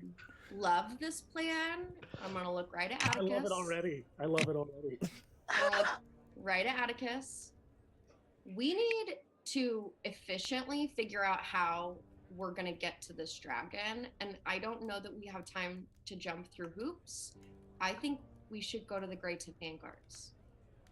I already said I'm fine with it, but I'm just going to be open and honest with everybody here, especially you, Ray, because you dealt with them, and you've been coming at me hot all Hey, kind of now. doing this drag. I've been coming at you. Okay. Hey, in If front I of have the an Somebody's got a complex. if I have the opportunity to, I will take down the Great Tip Vanguard to use anything against them. So I'm just letting you guys know. That's fine. If it I helps just you wanna- better to frame it this way, can we first use them to help us kill Yeah, the no, dragon, and that's then like fine. we'll talk about whatever. Or use But if I the have dead. an opportunity, I will take it. If that's how Atticus needs to think of it, yeah. That's fine. I'm fine with it. Yeah, I will do anything to help Yeah, the city take down this dragon. this outlook that Atticus has is very surprising to Tony, considering the last organization we went up against that I was going home to take down was like a big issue. But I do just want to say, yeah, no. But let's the get- Angel can? the Vanguards. No, I mean just moving on. It's fine. So Ray, Mm-hmm. do you want to lead us there? To where the dragon is, or to the Great Tip Vanguards? To The the Great Tip Vanguards. Vanguards? I think going with them feels like the best bet. Does everybody Well- agree? Yeah, we Tomorrow? can't do it ourselves for sure. Well, they were leaving today. I mean, I almost. No, they were leaving at dawn tomorrow, last you heard. Because you talked to them Oh, I today. thought- You talked to them today. Oh, I thought I talked to them last night, and then I came back, and then we were No, gonna meet when in the everyone else morning. was shopping and then talking to Kelfie's mom, you went to the Great Tip Vanguards Oh, instead. yeah. Yeah. So I'll just say to the group, yeah, we're supposed to meet at the East Gate at dawn tomorrow. I will say, just because you know this group pretty well, Ray, you would think Yeah. that it might be a good idea to go check. If you wanted to go Yeah. with them, you might want to go check with them now, because having that just happen, they might Mhm. leave sooner. Cool. Then I'll just tell them that I'm just gonna lead them to the HQ. All right, dope. Cool. So. But I'm still hungry. Can I? I- How long is the walk? Gosh, guys, I don't know. 10-ish minutes, maybe? I just want to like try to get to the back of the group and check in on Kelfie Okay. on the walk if Yeah, I can. we can definitely allow that. I will say, as we pass the guard, like, because I assume we have to pass him to, like, pass by. Sure, yeah, I you're go, gonna "Bye, I walk gotta go away." slay a dragon.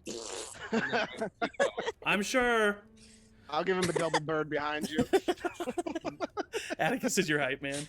Making friends, everyone. Ray, making as friends. you're walking, you see like a cart that was like selling like dried meats and like various food items that has just been like abandoned. Oh, I Yeah. as much as I Oh. can, stuffing it into my satchel. You're just gonna and steal. my backpack. I'll replenish that cart with my wafers. Yeah, I You mean that's a just take fair that man's trade. business. That's a Very fair trade. for What a waivers bad that are trade. going to disappear in 24 If hours. there's like any Bad type of trade. cash register or whatever, I'll just slip 5 gold. Yeah, there's a Save that cash part. register. Just like in the card, I'll put 5 gold. Ching. Yeah, just hear the ding and the No, drawer there's opens. there is a drawer that that's like locked, so you're not, but like you're able to just like slot the coins into the little like slot of it. All right, I'm snacking on wafers now. Yeah, I mean, have you guys I'm tried snacking Ganondel's on- wafers? Come on, I'll definitely take some wafers. Ganondel's wafers. And it does. Put a little Uh, cheese on it. It's pretty They're the good. flavor of just white people. So- I wish we had some dragon goo to dip these in. That was great. Yeah, what happened to the dragon goo? We sold it. traded that goo for some other goo. Oh, that's not the only thing that's changed around here, buddy. And What the fuck is and you He's an turn angel around, now. you see that Elliot is now no longer the demon version of Elliot that you are used to seeing, but he is actually a small little fairy with 2 kind of translucent, beautiful wings, 2 sets on his back. Except He's a his sprite. sprite, yes, except his visage is that of like a 1930s pot-bellied dock worker. He's got a visor, one of those green visors like the accountants have in like the 1920s. He's got like a scruff, a little beer belly, and his shirt does not cover it, with suspenders and slacks. And he just looks at you. Hey, how you doing there, big boy? I say nothing for approximately 5 seconds, and then look at Rev and go, "The fuck happened?" Oh yeah. So anyway, Demetrius broke bad. The Sphinx came, and now I'm friends with an orb. All technically true. Hold on. You called the Sphinx before the dragon showed up? We didn't know. We didn't know the dragon was going to show up, to be fair. Demetrius showed up. Yeah, it was pretty harrowing. So Yeah, a lot's gone down. Did we kill him? The vampire's out of the bag. Yeah. Well, he went. He's dead. He's gone. How long have you been Wow. sitting on that? Like He's not dead. forever? He's coming back. Oh, No, he went into like a hellhole. Much like everything else you guys have faced, it's not defeated, really. Look, I know we have an I think ancient. he even said he was coming back. So We have an ancient vampire, an ancient wizard, but we can't worry about those. no. We got to face these 5 dragons. What They the won't even fuck did hang you out guys long enough for do? us to kill I them, was so- gone for a day. 4 dragons, by the way. A 4 dragons. single day. Poor dragon. Elburn, just snack on some wafers. We'll talk No! about. Oh, No, It'll be okay. And where were you, by the way? yeah. that's not Yeah. important. That is not Yes, important. it is. Because I wasn't dealing with a vampire or a dragon. Yeah, we Why could've not? That used is your important help. because you weren't dealing. Yeah, you weren't there to help I- us, so. Will not stand here and be lectured by You wanna sit people who Yeah. I would like a drink. Then Let's sit. get a Then drink. pull up a chair, buddy. I turn and I start to like look around for any place that has any sort of As beverage. the rest of the party is deciding whether or not Elburn is in the right, which he isn't, Avra and Kelpie are in the back of the party, kind of chatting. Hey, I just wanted to make sure you were okay. Yeah, I don't think I am. Yeah, Oh. that's okay. And look, I- all right, now that conversation's Okay, cool. Neat. Well, I know that there's some really pressing things we have to deal with, but at night when we're camping or when we're traveling, like, I'm always happy to talk. I know it may not be the same, but I get mom issues, and I don't know. I'm here for you. Did you, when you were having arguments with your mom and stuff, did you ever wish that she wasn't your mom? All the time.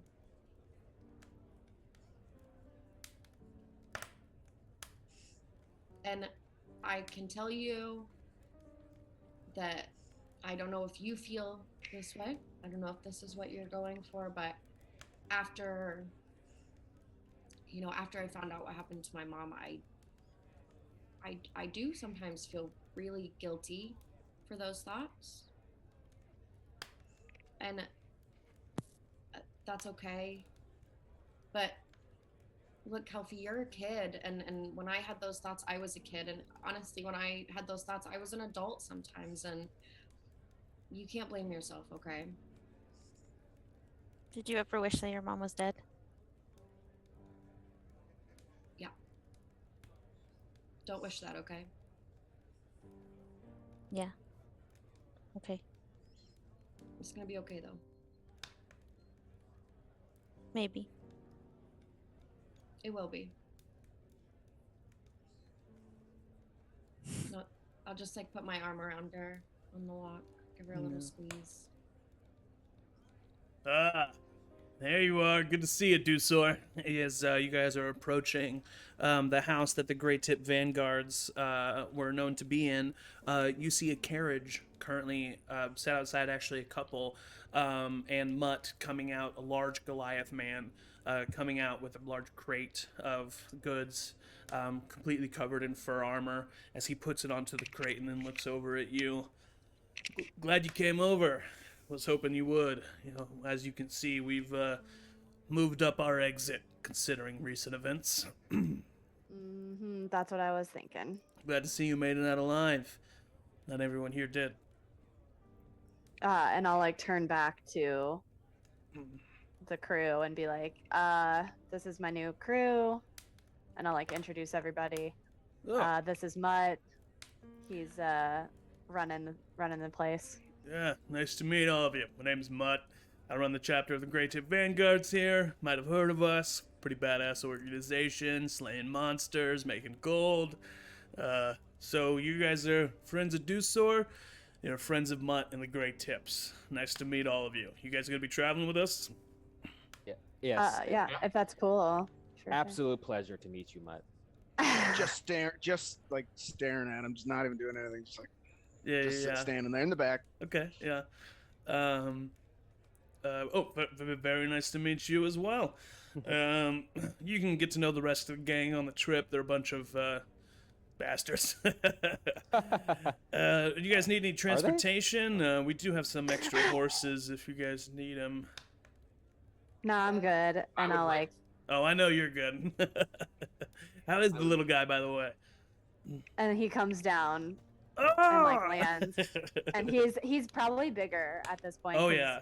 He leveled up, so he's probably like maybe a good like 3 feet longer. Man, where were you when the dragon was attacking the city, huh, big guy?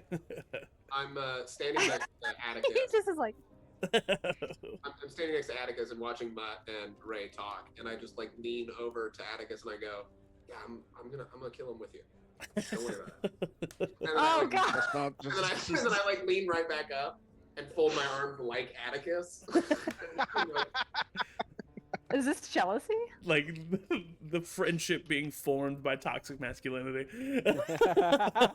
I'm a piece of meat, and this is a competition. I'm trying so hard to get Mutt to like me. Nice. I just take a mental note to keep an eye on Elburn and Atticus. Sorry, Farrah, what'd you say? I'm trying so hard to get Mutt to like me. Yeah, and it's not super hard. He's a very charming guy. Definitely is very approachable. And yeah, the rest of you kind of he looks to all of you and says, all right, well, it's gonna take us about 5 more minutes to pack up, then we're gonna head out. So yeah, let me know if you need anything. And he kind of heads back in to gather more stuff. I would like a horse. On it, he says as he's walking back in. I give him like a Tupperware full of wafers to pass her out to. He kind of looks at him. Please, it's for everybody. It's food for all on me and the group, of course. It's delicious. It's the best thing he makes. Great. And he just kind of like tosses it in the back of the wagon, and then it's literally like nonchalantly like it's just like. I look back at Elburn, and there's like tears welling up in my eyes. Do you really think that? I look at him, just go. Uh-huh. Ooh, wow. Thank you. This has been a crazy day. Yeah. So yeah, you guys have about 5-6 minutes where you're just kind of standing here. If there's anything you want to do. I'm furiously shoving all of the rest of the food that I stole into my mouth and like. Yeah. Fair enough. A couple of Tearing up. a couple other of the Gray Tip members kind of come up to you and just like low level people who you don't really know super well, but like you've had a drink with, so you know they Yeah. just kind of like small talk with you a couple of times. Yeah. Anybody else do anything specific? Zach, this might just be for you to like know and keep in mind, but the whole time that we're with this group, I want to just like keep an eye out and like make lots of insight checks. I just know that I'm gonna have to choose a side on this whole whether we like this group or don't at some point once this dragon is gone, and so I just want to like do a lot of observing and try to get a feel for whether this is like an honorable organization or a dishonorable organization. Yeah, I can tell you that right now. Yeah, that's why I didn't ask you. Yeah, no, I'll keep that in mind so that if I feel Okay. anything should be pointed out to you, I'll point it out to you. I'm gonna just quickly pop a potion of healing. Yeah, easily enough. Yeah. I think I'm gonna take the time in this moment, in the 5 minutes, to cast the spell Divination. Okay. Which means you ask a single question concerning a specific goal, event, or activity to occur within 7 days. GM offers a truthful reply. The reply might be short phrase, cryptic rhyme, or an omen. Doesn't take into account any possible circumstance that might change the outcome. Okay. And I'm going to like take a moment by myself. Mm-hmm. Take out some incense that I still have. Yeah. Light it around the middle of the little clearing if I can find one nearby. Yeah. So what you do is, you there's in between the houses, there's some alleys, like small little alleyways, narrow enough for about one person, and you go into the alleyways. Everybody else is kind of loading everything up, and you get down on your knees and you pull out your incense and your candles and you kind of light them and you take a moment and you definitely hear the external things, everything else happening around you, but there is a little bit of moment of serenity that you've been able to find. And the question considering a specific goal, event, or activity is I'm worried that going to attack this dragon will kill us all. I'm worried that this is an event that we will all die from. So I would just want to know if going to using I trust the Vanguard in this moment, but I'm just wondering if going to attack this dragon is deadly. So you kind of close your eyes and you put this question out into the universe, into a presence, an individual that you're not really familiar with, honestly, and that you haven't really been able to identify. And as you close your eyes and kind of put this question out, you hear the familiar sound of running water, and then your eyes kind of flash with white as if suddenly given the presence of day, and your eyes adjust, and you are standing in front of the very familiar pool of water with a large waterfall cresting over a cliff, landing inside of this pool of water. And you go up to the pool of water and you start to wade into the pool of water, and it's cold around you, but not unbearable. And you're about a little bit above waist deep in this water now as you approach the waterfall, and the waterfall continues to fall, but as it continues to fall, it becomes more of a sheet of water, and you see your reflection as it is your reflection, but it's not just a pure reflection. It is kind of shimmering and moving with the movement of the water, and that reflection kind of becomes a vague silhouette of a woman, and you can't really see any specific features. It's as if you've purposely blurred your eyes and are looking at this woman. You do definitely see the silhouette and the visage of a woman, but aren't quite capable to make out any features, and it's kind of vague. And you hear this voice in your mind. I know you are afraid. This journey you are on is a difficult one. Going on the path you are currently on will not lead to the demise of your party. But be warned, there might be more pressing matters. And your eyes kind of fade to black as you then appear back in this alleyway. I think that's what I wanted to hear. All right, I'll just take some time by myself. Yeah, and the rest of you are all able to get ready for the rest of the journey. And with that, we'll go ahead and take our first little bio break, and we will pick back up with the Lake Peak 6-7, leaving with the Great Tip Vanguards to head out of Duskcall. So get some stretching, get some fluids in you. Thank you for watching. Thank you for staying here with us. We will be back after a short of a break as we can manage to continue the rest of the session. So we will be right back.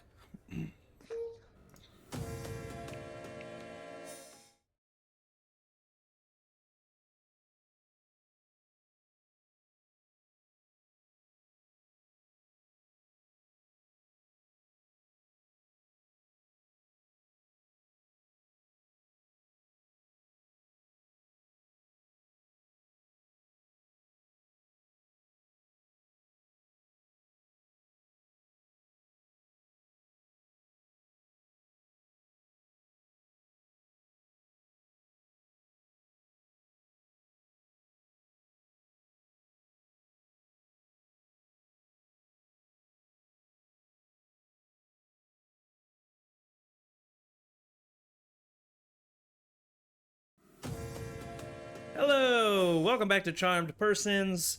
Hope you stayed hydrated. Hope you got some stretching in. We are just about to leave Duskcall with the Great Tip Vanguards. The party is waiting for the Great Tip Vanguards to get fully stocked.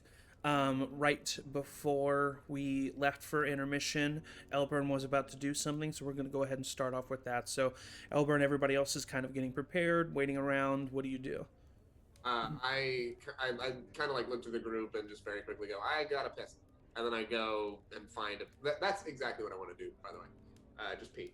I go off into is there are we outside of the city or are we inside the city right now? You're inside the city. Okay. I go find like an alley. Yeah, there's multiple. Yeah, I'm like, I'm gonna go pee.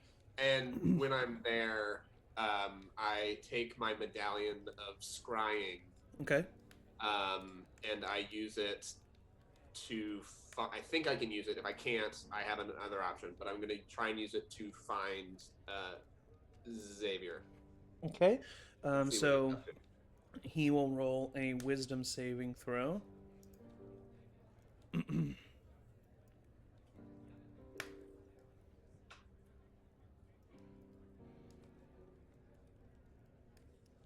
Wow. He rolled a natural 1 on his wisdom saving throw. Okay, so you go into the alleyway and you grab the medallion, and your mind wanders and your vision goes black for about a moment. And then all of a sudden you just see clouds racing by as you seem to visually seem to just be like flying through the air. And then your vision goes black again. And then suddenly you're flying through the air again, this time over the ocean. Then your vision goes black again. And it reappears, and this time you're flying just above land. There's snow on the ground. A rocky exterior. Your vision goes black again. And then this time, your vision comes back to you. But you're no longer flying. You're static. And you are in a rocky room that seems to be naturally carved. So it's jagged, and certain areas are convex, certain areas are concave. And you see torchlight is coming from somewhere, but you can't see it from the angle that you're currently scrying from. And there's a desk there, and at the desk is a man currently crouched over, and he seems to be like going through a book extremely like angrily and like hurriedly going through a book. And he stands, and you see that he's wearing a long green cloak, dark green, with a hood down, jet black hair pulled back behind him, a white shock of hair going down one side. Where is it? Where is it? He's bloody. Where's it? He's just kind of mumbling to himself. Continues going through the book. Then he stops. He looks up for a moment. And then he says, "Ah, of course. That's where they're at. In the middle of nowhere. So far south, everyone has forgotten about it. I'm gonna need a warmer cloak." And then he pauses for a moment. He looks over his shoulder and then turns around and just stares right into what seems to be your eyes. And he kind of smiles. Feels good to cast spells again, doesn't it, Elburn? And he just smiles as your vision fades. And you're back in the alleyway. I just kind of shake that off for a second and just kind of like breathe it out, set the medallion back against me, and out loud to nobody, but like quiet enough that no one hears me. I'm just kind of like, yeah, Atticus got you last time, but I'm gonna skin you alive, motherfucker. And I just turn around and walk out of the alley. All right.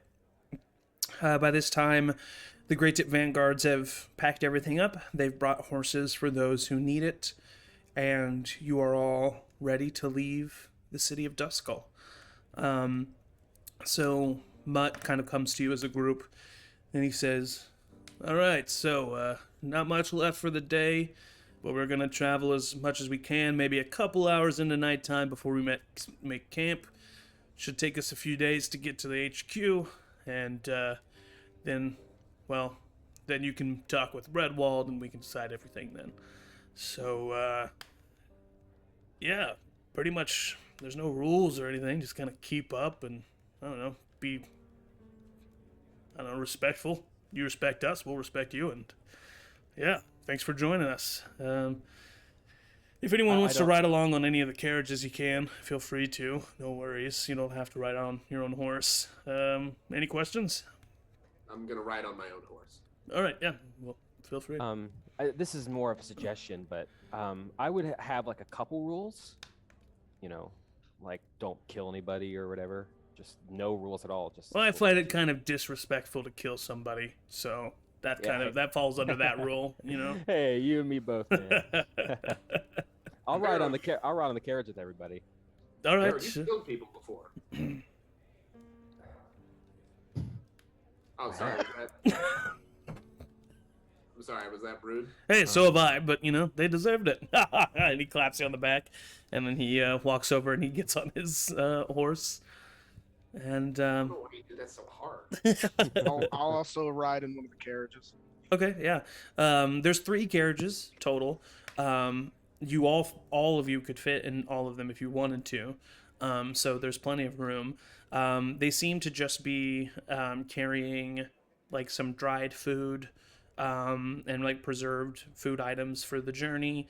Lots of weapons. And then most of the rest of the carriages, most of the room is actually filled with like camping equipment that they set up every time they set up camp. Yeah, pretty much just what you would need for a hunting party traveling over the plains. So you all leave the city of Duskcall in the dust, the crowd noise, and the chaos of the city, and the burning of the certain buildings fades behind you. As you begin to travel, the breath finally kind of re-enters your bodies as you are able to come down from the adrenaline of everything that had happened so far today. It had been quite the start to a day. The first, you know, dozens of miles that you guys are traveling outside of Duskcall is filled with farmland and land that is pretty well traveled and aggregated. And honestly, after everything that had just happened, pretty beautiful. It seems somewhat peaceful. It's a nice day. And as you travel, is there anything in particular that anyone would like to do? Or do you just kind of go along with the flow? I want to just make sure I ride with Atticus one day, and I just want to talk to Atticus for a minute. Well, so far we're just like we're fast forwarding just a few hours. So, in this first few hours, do you want to ride with Atticus? Sure. All right. Hey, man.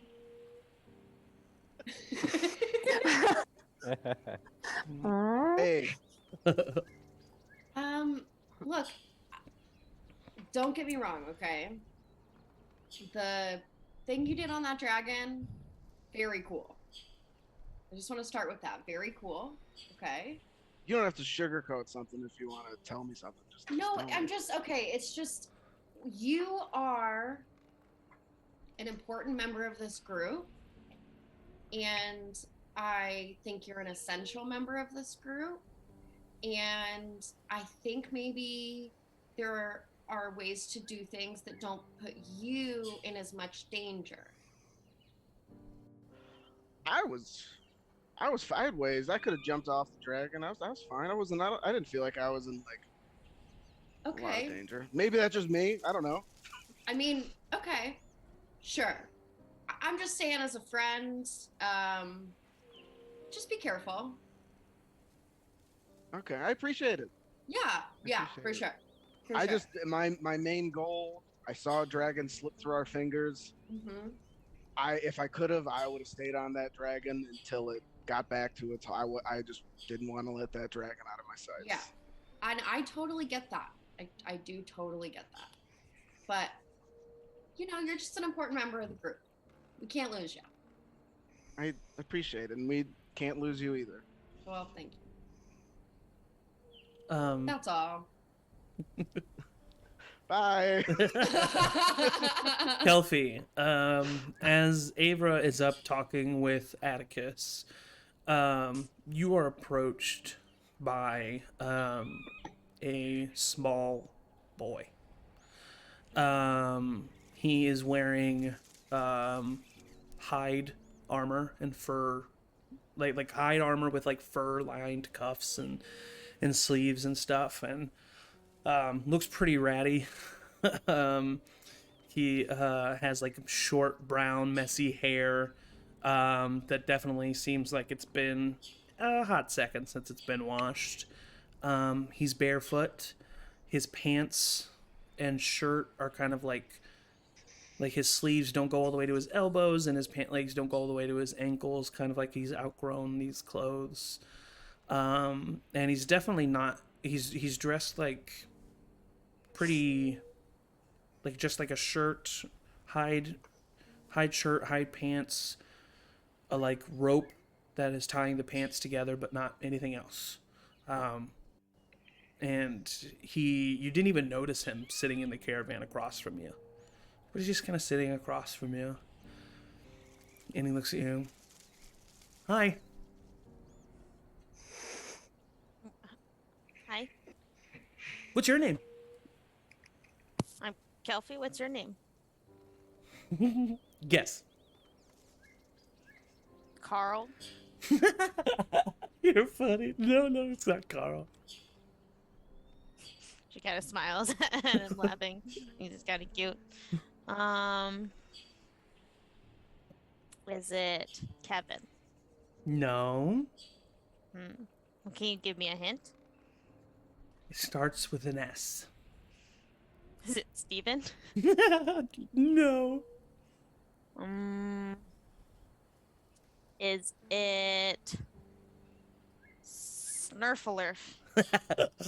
Oh, I wish. Oh, I thought I got it right on that one. Oh no, that would be so great. Do you want me to tell you? Yeah, probably. I'm not a good guesser. It's Sam. Oh, Sam. Yeah. Should have guessed that one. That's pretty common. Yeah. That's a good name. Kelpie's a unique name. It's pretty. My full name's Kelfina. So, Oh, that's pretty. thank you. Sounds like Is a your full name- flower. I don't know what it is, actually. Oh. Is You your should full name ask. Samuel? Or just Sam? No, just Sam. Just Sam. Okay. Yeah. What are you doing on this trip, Sam? I'm talking to you. Yeah. Kind of looks like you need are a friend. Oh, You look a Well, little thanks. sad. it was a long, hard day. Yeah. I'm sorry. I Thanks. stubbed my toe. Ooh, that really hurts. Yeah. I hate that. It's okay. It's okay. I forgave the table. Yeah. Tables can be mean sometimes. They like come out of nowhere. Why was your day bad? Did it have to do with your mom?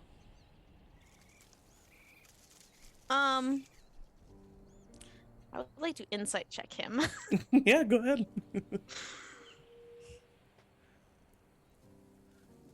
That's a nat one. Seems like a real nice kid. Me. I heard you talking with the blue hair girl about your mom. Oh.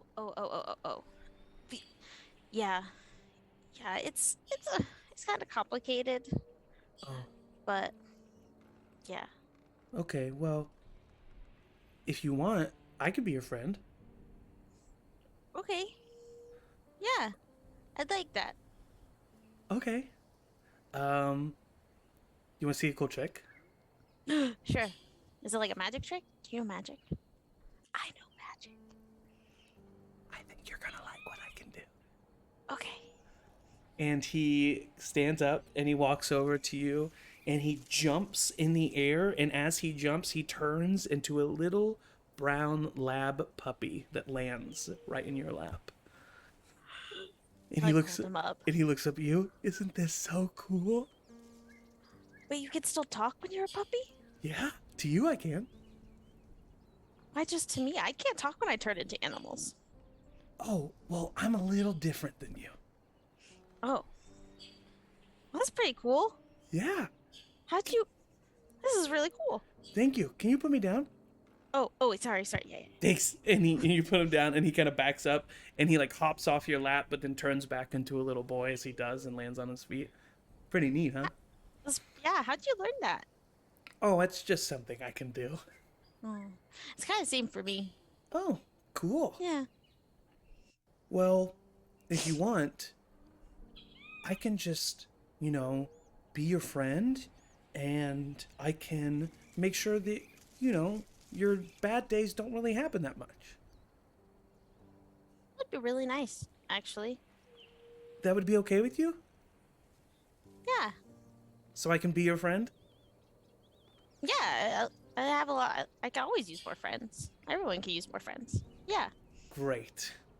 Now we're friends. This is awesome. Yeah. Okay. Well, what do you think they're talking about? And he looks over to Atticus and Abra. I don't know. When you look back Uh-huh. to say that to him, he's not there.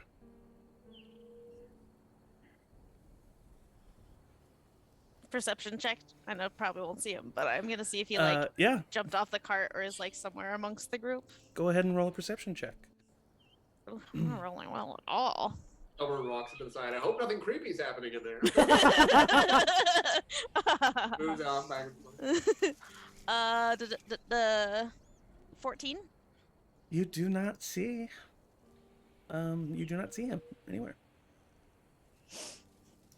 kind of look around still for a second to see if he happens to like pop out from a bush or something. And then Yeah, no, he does not pop out. and I'll just sit back down and look really confused for a while. All of you, with that happening, I delayed the rest of you. You have all now leveled up. Welcome to level 8. What? Hold on just a second. Was that part of Kelpie's level 8? Well, you know what? I was going to message her, but Kelpie, are you going to take 1 level in Warlock? Am indeed. What? All right, Kelpie, your patron is I'm going to message you the specific patron that your spells will be under, but Kelpie has now multi-classed into 1 level of Warlock. Nice. Why? How? Because she's friends with that scary kid? I just messaged you the specific patron. What's a How many warlock? warlock patrons are we gonna have to kill in this campaign? Well, maybe I'll be a warlock too. Everyone's a warlock. But yeah, you are We don't now have the level same 8. patron, so we can... Rev, just so I know, what are you doing with your level? I'm going up to a 4th level in Rogue Cool. to pick up ability mod. Yeah, 4 and 4. That's gonna be good. It's gonna, yeah. Interested to see what Rev's gonna be capable of. All right. So is anybody else multi-classing, or is everybody else just taking the 8th level in their class? Do you re-roll 1s for health? You do reroll 1s for health. Unfortunately, not 2s, but you do reroll 1s. I need to. Okay, I roll 5.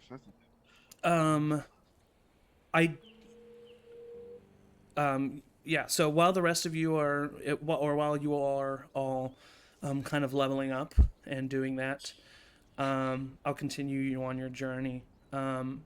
You continue traveling into the evening, the sun eventually setting, and after that, you guys travel for... That's a nice... Yeah, that was a good angle. After night falls, you do travel for a couple more hours. And finally, Mutt stops the caravan and points to a clearing that's like a few hundred feet outside of the main road. And the caravan and the carriages kind of pull over to there and circle up. And the Grey Tips start getting out and start unloading their wagons and unloading their camping supplies. And camp is being set up. There's going to be one large campfire right in the middle with a spigot over it if you want to cook anything. There will be 2 smaller campfires towards the perimeter. If anyone were to ask, Mutt would inform you that 4 Grey Tip vanguards will always be on perimeter watch, about 60 feet away from camp, on changing shifts, and that none of you have to take any shifts or watch unless you just want to.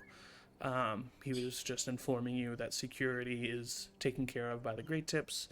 And so camp is now pretty much set up, and the evening is yours.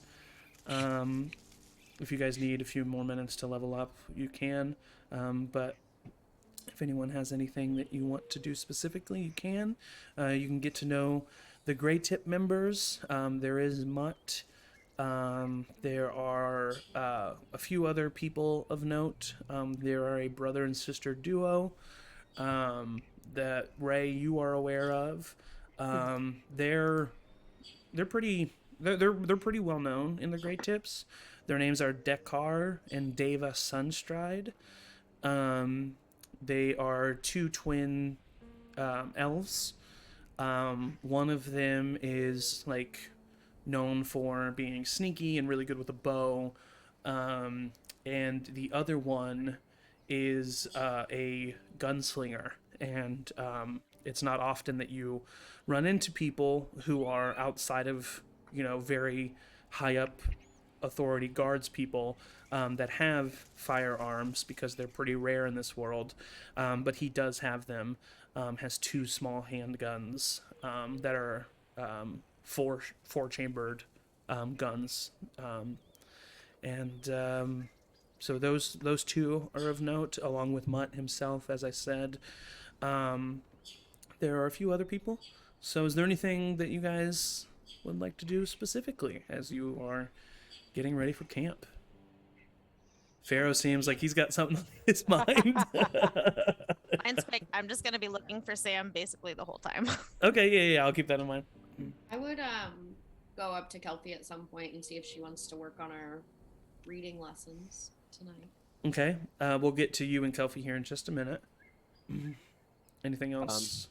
Yeah, if we're all like sitting around the campfire, try to get to know the vanguards. So I'm gonna like kind of stand up and say, "All right, which one of you is an alto or a tenor? Raise your hand." Like literally everyone just kind of like looks at each other, like really confused.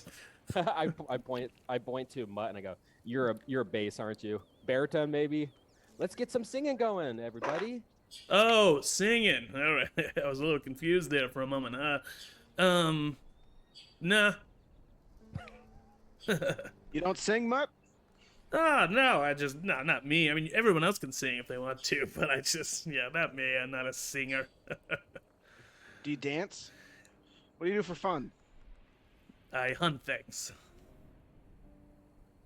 Besides hunt things. You have a hobby? Yeah, I like hunting. Is that why? When you're not hunting, what do you do? Can that not be my hobby? I mean, I do it pretty much every day. What do you do besides hunt? What do you do besides... what do you do without a weapon in your hand? I drink and I tell stories of when I was hunting. Okay. Storyteller, a bard. Sure. Yeah, maybe. I wouldn't call me a bard, but... You can sing us a story about your hunts, maybe. No. La. No. As this is going on, I'm like side-eyeing Atticus. Yeah. Just like, why? Did you say why to me or no? Or you just looking No, it's just like, why? Like, why are you so like seeing straight through you almost? I'll gladly sing with you, Pharaoh, any night of the week. Oh, thank you. All right. Please. So as always, it's just Atticus and Pharaoh singing. Just kidding. Just kidding. I try to instruct a couple people that I think would look like singers to like. The more the night goes on and the more drinks that certain Grey Tip members get in, they definitely do join you in some of the revelry. Kelpie, as you're looking for Sam, you kind of hear a and you look over and you see Sam hiding behind one of the wagon wheels looking at you. He thinks he's very well hidden, but he's not. I'm going to see that, and I can get a smile, and I'll just stand up and do the classic, like, wander over, but not look where he's hiding. And then when I get close to it, just, like, pop and see if I can see him. You do see him, and he kind of, oh man, you're pretty good at that. I used to play hide and seek a lot, but not so much lately. But I played it a lot, so I'm a pretty good seeker. Well, I'm pretty good hider. Do you want to try to hide again, and I can try to find you again?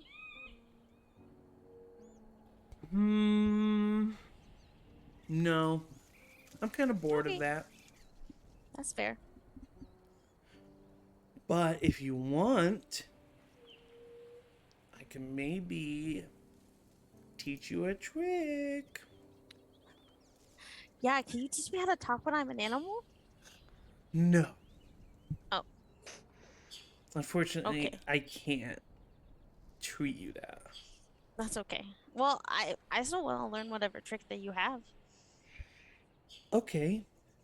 Well, and he kind of like goes up to you and he whispers in your ear and he tells you to go up to one of the Grey Tip members and to act real scary.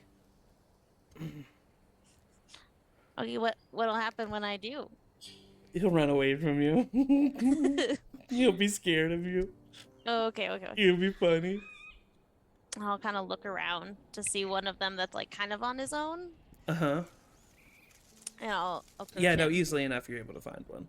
Yeah, approach one that's like not really around other people in case I don't actually look as scary as I think I'm going to. Yeah. Here, hold on just a second. I need to... sorry, give me just 1 second. You're Talk fine. amongst yourselves. Talk Hey. amongst ourselves. Swear to God, every time I forget how to do fucking HP, every time. Yep. Don't understand it, how it never sticks in my brain. Never does. Did you figure it out? D&D Beyond. I did. I figured it out. And thank God I had. Thanks, D&D Beyond. Sorry, Thanks, never mind. D&D So Beyond. yeah, you walk over to him, and what do you do? How do you act scary? I don't think I'm actually gonna be that scary. I Okay. think it's just like I'm just kind of humoring Sam, Yeah. and so I'll walk up and just do like the kind of classic like make myself big and be like, rah, scary. So as you walk up, just so you know, from a, mechanics perspective, what he's teaching you to do in this moment is the Fey presence. Okay. And you walk over to this man and you go, rawr!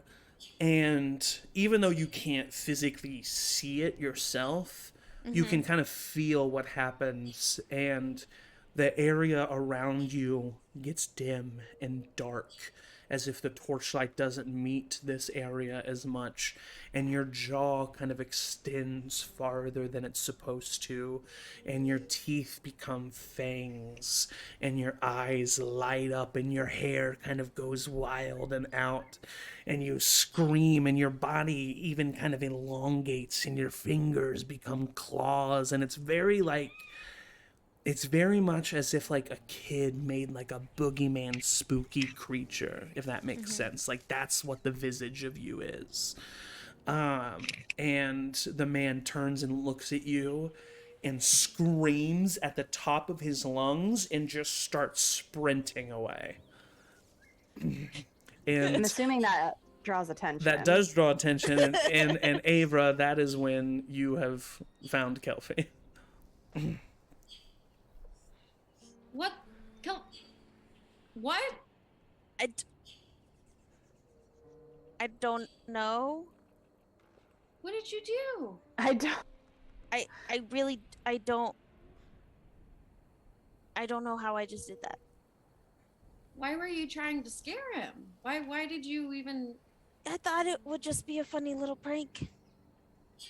The little kid that's here, I was trying to make him happy. He seems, I don't know, pretty worn down and stuff. Have I seen any little kids on this journey? You have not seen any little kids, no. Who are you? What little kid? What are you talking about? I mean, and I'll look over to the wagon that he was hiding under. That's Sam. Well, he's really good at hiding, but there was this little kid and his name is Sam, and he told me that he was going to teach me a trick, and he said it would be really funny if I came over and scared this guy, so I was just going to like kind of fake scare him, but like I didn't think I would actually scare him, and then that happened, and I really don't know what happened. I'm just like staring at my hands. Can I make like an insider, maybe even like an arcana check to like see if I think that this is like Kelpie just like not dealing with her shit very well? Or Yeah, but I would say that is an insight check. all right, it was worth a try. That would be a 3. Kelpie is definitely telling the truth. But you think that, yeah, maybe this is just like Kelpie's kind of in shock, and she's like not really handling everything that just happened with her mom, and then the dragon attack, and probably doesn't feel great about the fact that this is the second dragon that's gone away, and is probably just kind of like acting out and just kind of making up a story You think she's lying. Okay. Yeah. Okay. Hey, no big deal. Let's go find that guy and apologize. You actually do see him then- behind the wagon, like peeking out. And then let's go like work on reading or something. I think maybe it would be nice for you to be able to focus on something. I mean, I'll apologize, but I don't really feel like reading tonight. Okay, well, can I hang out with you then? Yeah. Yeah, okay. Let's go. And I'm gonna kind of lead her over, very like mom telling her kid to go apologize to the other kid at the playground. Kelpie, do you have something you want to say? How did you do that? Mm. Well, you're pretty good at what you do, kid. Thanks. That was messed up. Thanks. Well, I'm sorry that I scared you, even though I meant to. I wasn't but scared. It was supposed to be. Okay. I just had a sudden need to exercise. To scream and run away. Well, that's how I exercise. I do full body vocal exercises at the same time as physical exercises. Mm-hmm. It's just Hey, a that- two in that one. scream was- That scream was perfectly in tune. You have a talent, sir. Thank you. Get over here. See, We're yeah, singing. yeah, I'm coming right now. And he walks over. He walks over to Pharaoh, using any excuse to get out of this situation. Like, I was really scared. It was kind of funny. Yeah, he was definitely scared. So let's talk. You wanna Rev, just, like, sit and talk? as an interesting point of order, as all of this is kind of going down, Elliot pops up on your shoulder, and he's talking to like kind of just so that you can hear him. There's something going on. What do you mean? I see. I keep seeing this little boy hanging around Kelpie, Huh. but I don't think that anyone else can see him. I guess maybe we look into that. Yeah. I don't know. I thought I'd tell you before I acted on it. Yeah. I mean, are you worried? Well, it's just the fact that I keep seeing her talk to him, but then like, I don't know. It's weird. It's kind of like I can see him but not see him. I don't know. A lot of weird stuff has happened to me lately. I don't really know what I'm capable of. I have been to talk to you. I have a lot of questions about how you're doing and like where those tiny clothes come from. I honestly don't know. I think I do. I think it is weird that they made me look so good. I think that that's strange. Yeah. Because I feel like, I don't know, I feel like I don't have the most attractive personality, and then they just really knocked it out of the park immediately. But anyway, that's beside the point. Yeah, I don't know. I was really scared, Rev. Because if I can be honest with you, I thought you were going to hate me forever. And then No, when I was being dragged by that chain, I didn't expect you to help me, if I'm being honest. And I wouldn't have blamed you, you know. Well, I'll be honest. I'm still afraid. I don't know what's going to happen with Demetrius. I'm sure he's coming for us eventually. Well, seems like we got something pretty powerful on our side now. Yeah, this. Gotta say, it's a little bit more boring. Yeah, it's a little vague. A little vague. The mask is definitely much more boring. Yeah, doesn't quite have the same punch of like vampire in my bag. Yeah, that was fun. Yeah. Yeah. Anyway, glad you're still here. I gotta tell you, Rev, whatever this thing is, and it's not really letting me know what it really is, but it's old, man. I think it's like old and like, you know, it just has a great presence about it. You know what I mean? Yeah. I mean, I've only felt its presence like that like a couple times. Yeah. I don't know, but if I figure anything else out, I'll let you know for sure. But yeah, I think we should keep an eye out on Kelpie. You know, because I, for one, know what it's like to be a small person that makes mistakes. And I don't want her life to just be that. You know? I know exactly what you mean. We gotta keep an eye out for her. I'm so sorry, Rev. I'm so sorry. Just kind of like He hugs you back. Yeah. All right, well. But yeah, no, I'm gonna go talk to Ava about this like immediately. Okay, I'm gonna be invisible. Bye. So yeah, go ahead. You walk over. Ava is currently with Kelpie. But yeah, you walk over.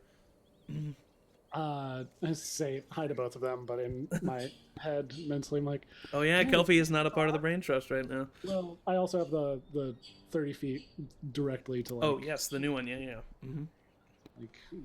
Like say hello verbally to both of them and to Ava. I'm like, you need to talk. I'll mentally say, yeah, give me just a second. How you doing, kiddo? Did I literally just sit down and say, "Hey, Kelpie, let's talk"? Is that like what just happened? It's vague. It can be. Okay. It's muddled. I just don't. That feels like it would be shitty to walk away right then. No, I know. No, I mean, some time has happened. I interrupted something. I can go for like. Some time has happened. Yeah. Hey, Kelp, I'll be right back. Okay. Yeah. I'm just gonna go talk to Rev for a second. Sure. Okay. When she leaves, I'd like to sneak back to the wagon that Sam was last at. Way ahead of you. I was literally just about to say, as she walks away, you hear a, and you turn around and you see Sam, and he goes. I'll sneak over. All right, roll a stealth check for me. What was my stealth? 13. 13. Okay. So I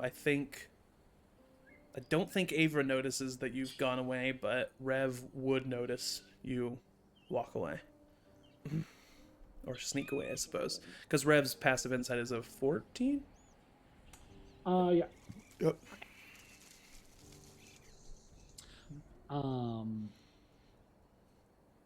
I would maybe like mentally tell Elliot to follow, and maybe that might even be his instinct. Anyway. Yeah, he's just like, you just hear him faint on it. And like you feel a weight lift off your shoulder. Hey, so Elliot says that there's like a little kid talking to Kelpie that nobody else can see, and he can like, he's not sure what's going on there, but that's like a thing. Okay, that's good to know. Kelpie was just telling me about a little kid, and I honestly thought she was just like not, handling things well. But I guess if Elliot can see it, then that's something. Yeah, I mean, same thing. Like I talked to like imaginary friends when I was a kid, like growing up. Yeah, that's just kind of what I assumed. Yeah, if Elliot can see it, that might be. That's different than an imaginary friend for sure. Well, I probably shouldn't let her be alone, right? Yeah. Elliot. But what do you think? What do you think it is? I have no idea. I mean, if it's weird that only Elliot can see it. Maybe the reason she can see it is because her eye patch. I don't know. Can I make some sort of check to see if I've ever read about like something that Elliot would be able to see that we would like? Sure. Make an Arcana check. Okay.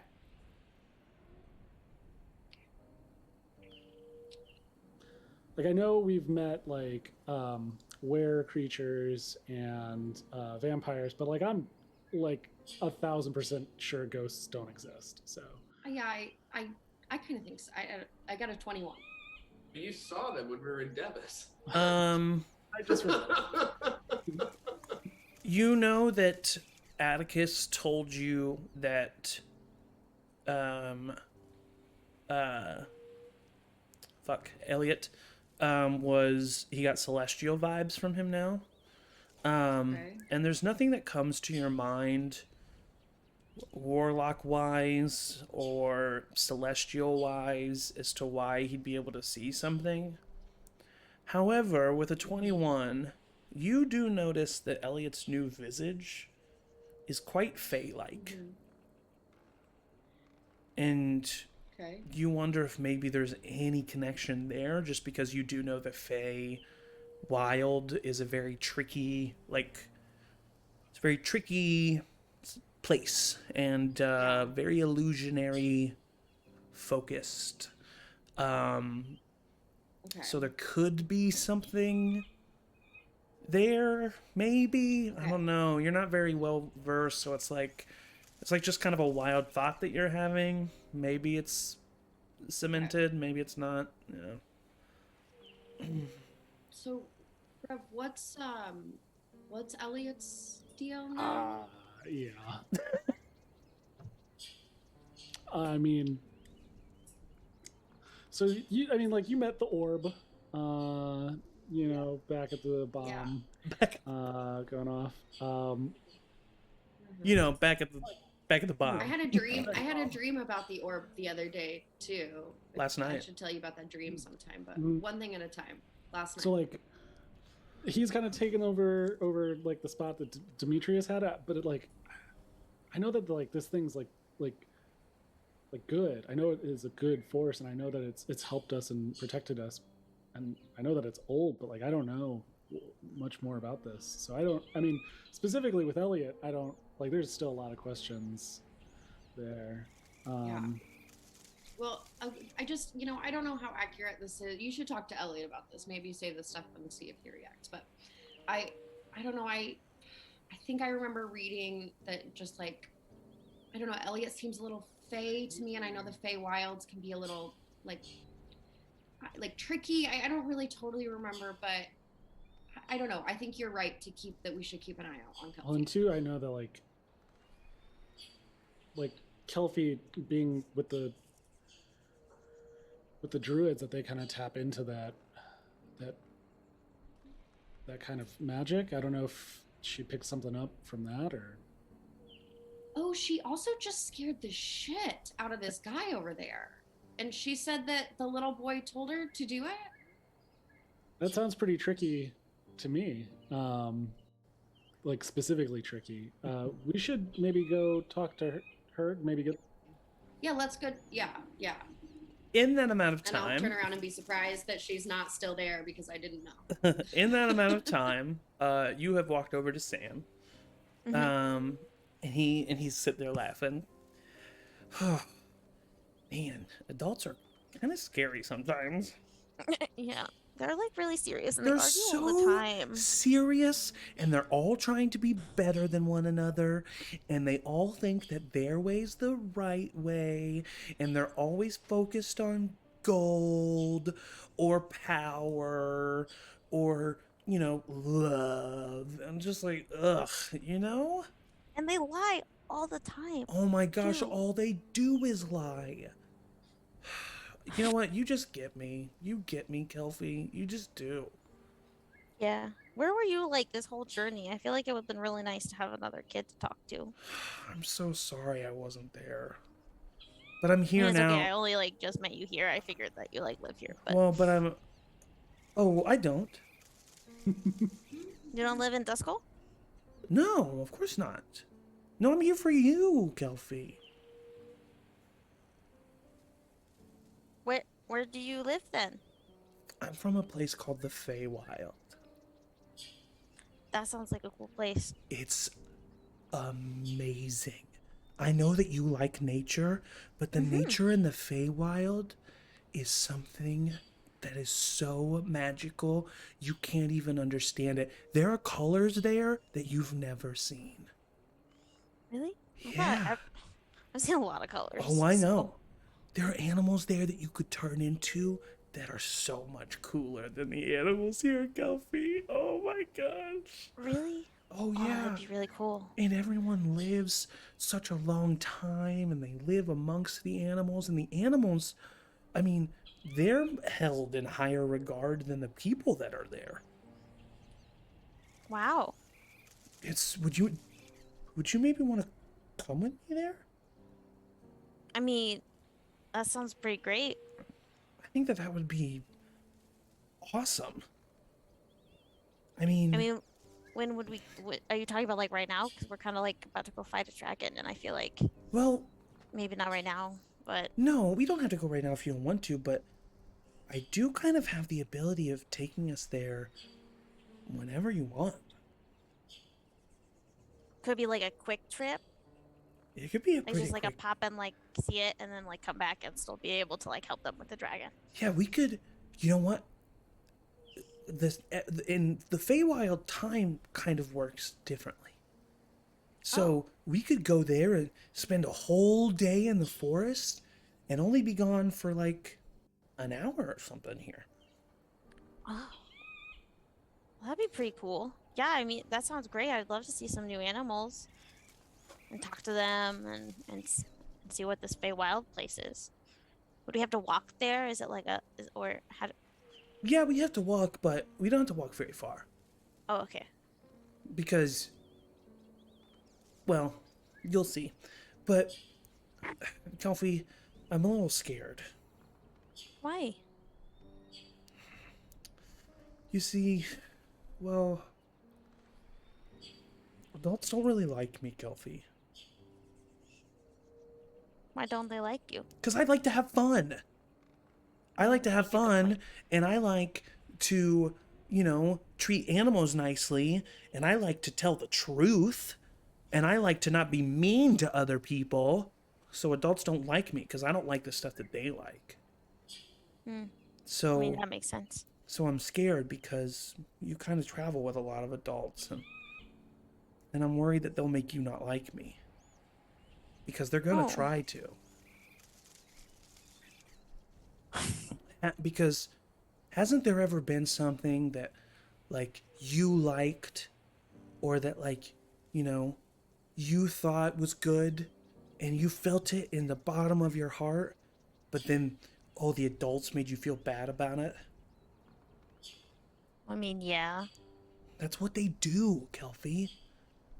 They just take all the stuff that we think is good and it feels right to us, and then they make us feel bad about it, and then look where it gets them.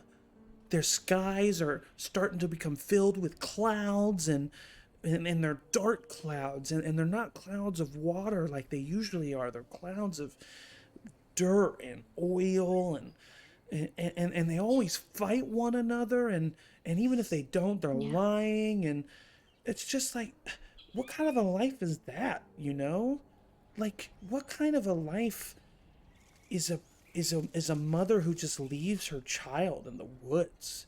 That's the kind of world that the adults are creating, and that is not a world I want to be a part of. I don't think I want to be a part of that world either. Well, I think you and I can make this world a better place, Kelfie. I think that we can show the adults that having fun is fun. And that, that sometimes we don't have to be mean to one another.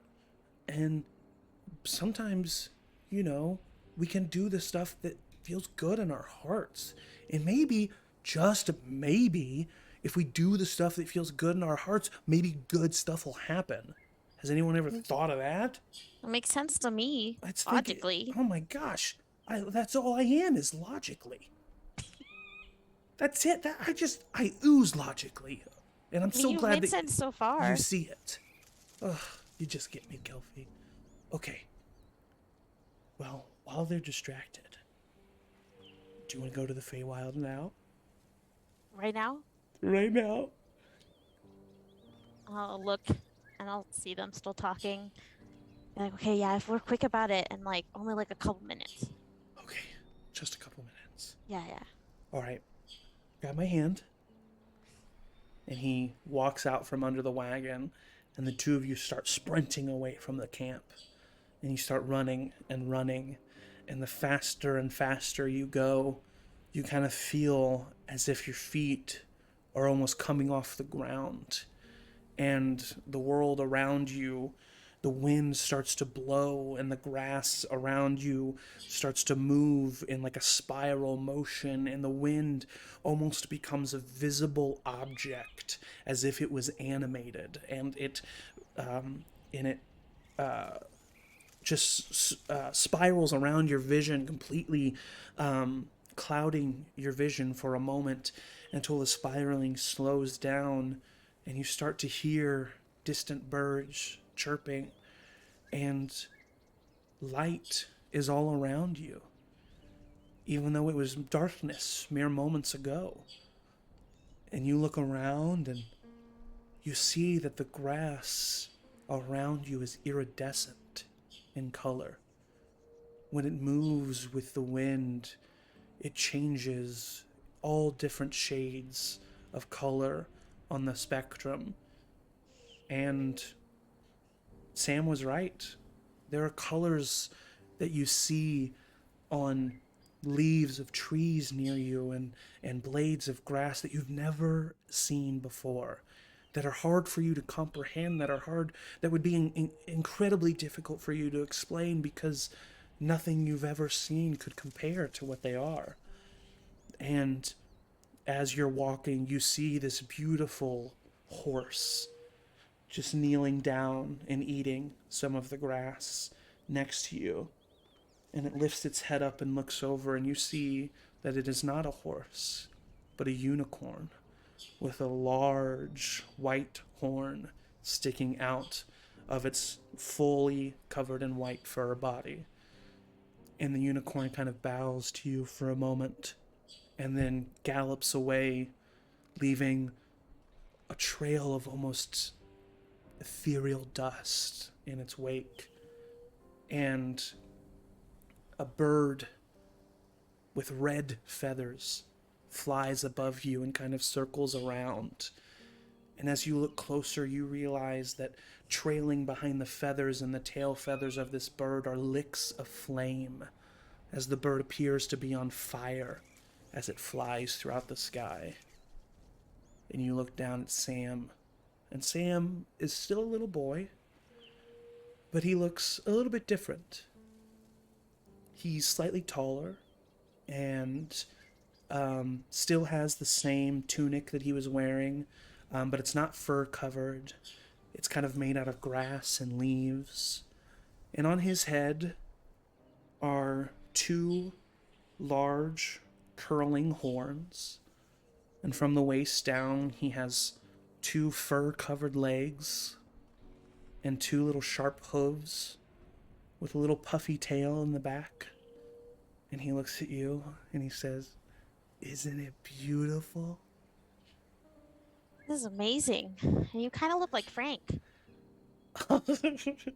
I'm glad you met Frank. Frank is how I got to know you. Oh, really? Frank is angry all the time. Frank told me about you. He is angry all the time, but he actually has other emotions too. He just doesn't show them. And he really cares about you. Oh. And he told me sweet. about you, and as soon as I learned about you, Kelfie, as soon as Frank told me everything that you had been through, I knew I had to come meet you. And so I apologize for kind of, showing up as a little boy, and which I am, by the way. I still am a little boy. But I did kind of, I didn't tell you the full truth right away. But as you know, it's because I was afraid. And so I hope you aren't mad at me. And I hope you can see why now. I mean, this place is pretty great.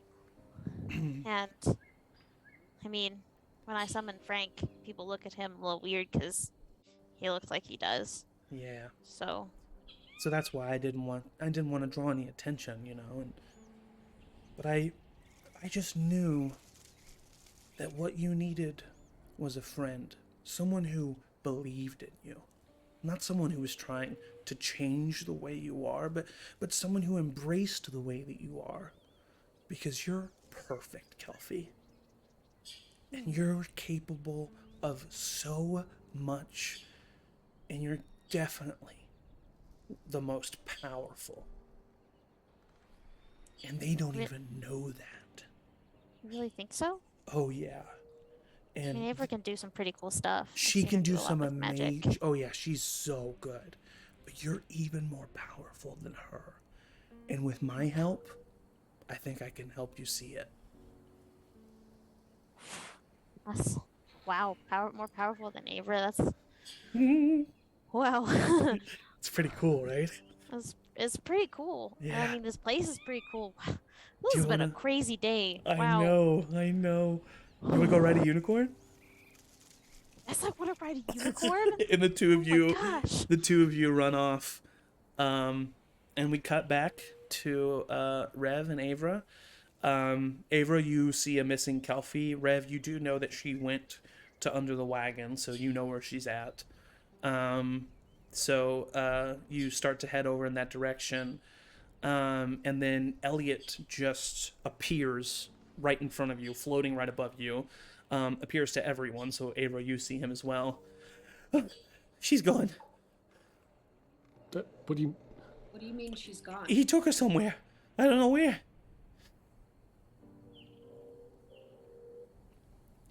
They just ran away, and then there was a lot of wind, and I couldn't really see what was going on, and then the wind stopped, and they weren't there anymore.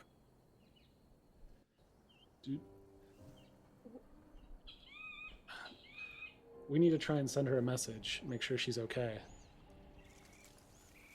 Okay. Yeah. Can Pharaoh do that? Yeah.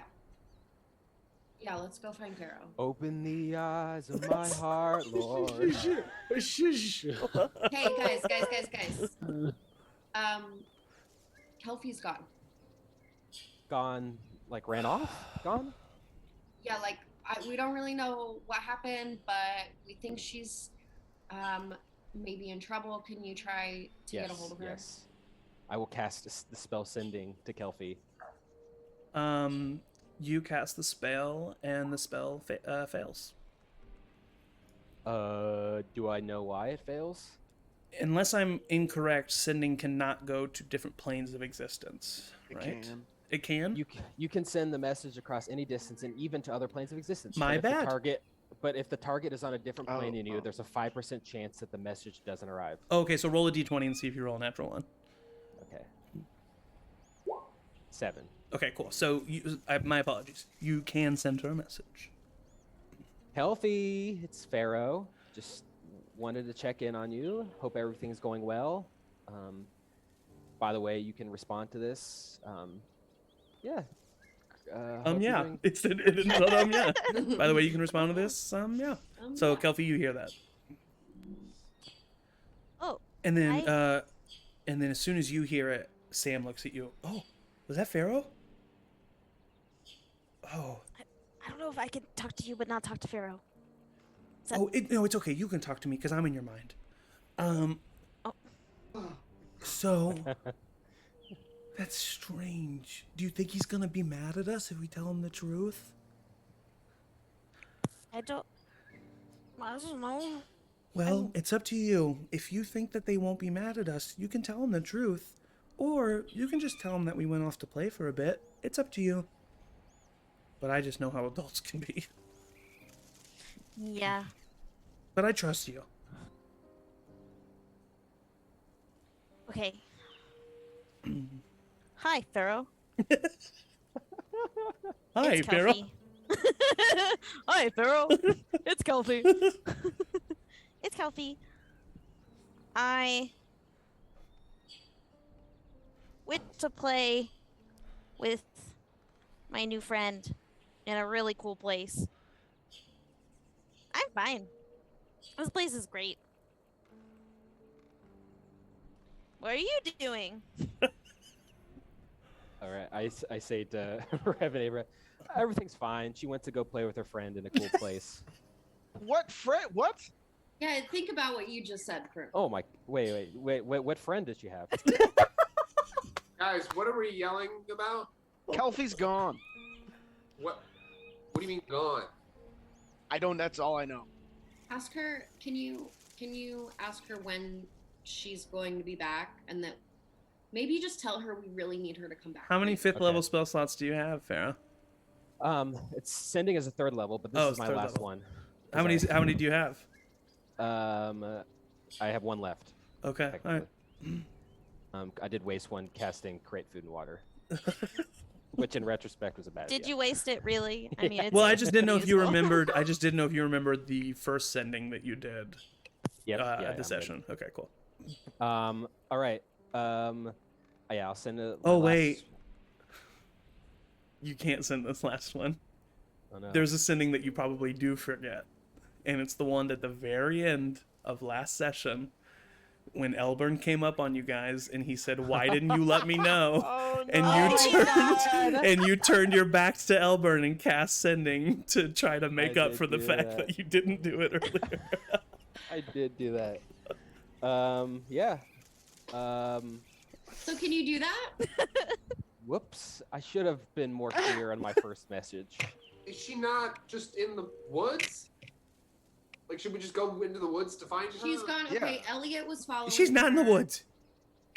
Yeah, Elliot was following her. They like There's- teleported somewhere or are invisible. Maybe they're invisible. Did you do something, Elliot? It's not. What Elliot's the fault. fuck, He was Atticus? keeping an eye on her. Why are you Atticus is so turning mad into at me all the Ray. time? So Just suspicious. want to know. I just want you to answer the question. Like, No, you I You still didn't. haven't answered. I I promise. want to Side know. check. Can you show me? What do you mean? Want to know if they're strangers like me? I mean, I can take you to where they disappear. Yeah. Yes.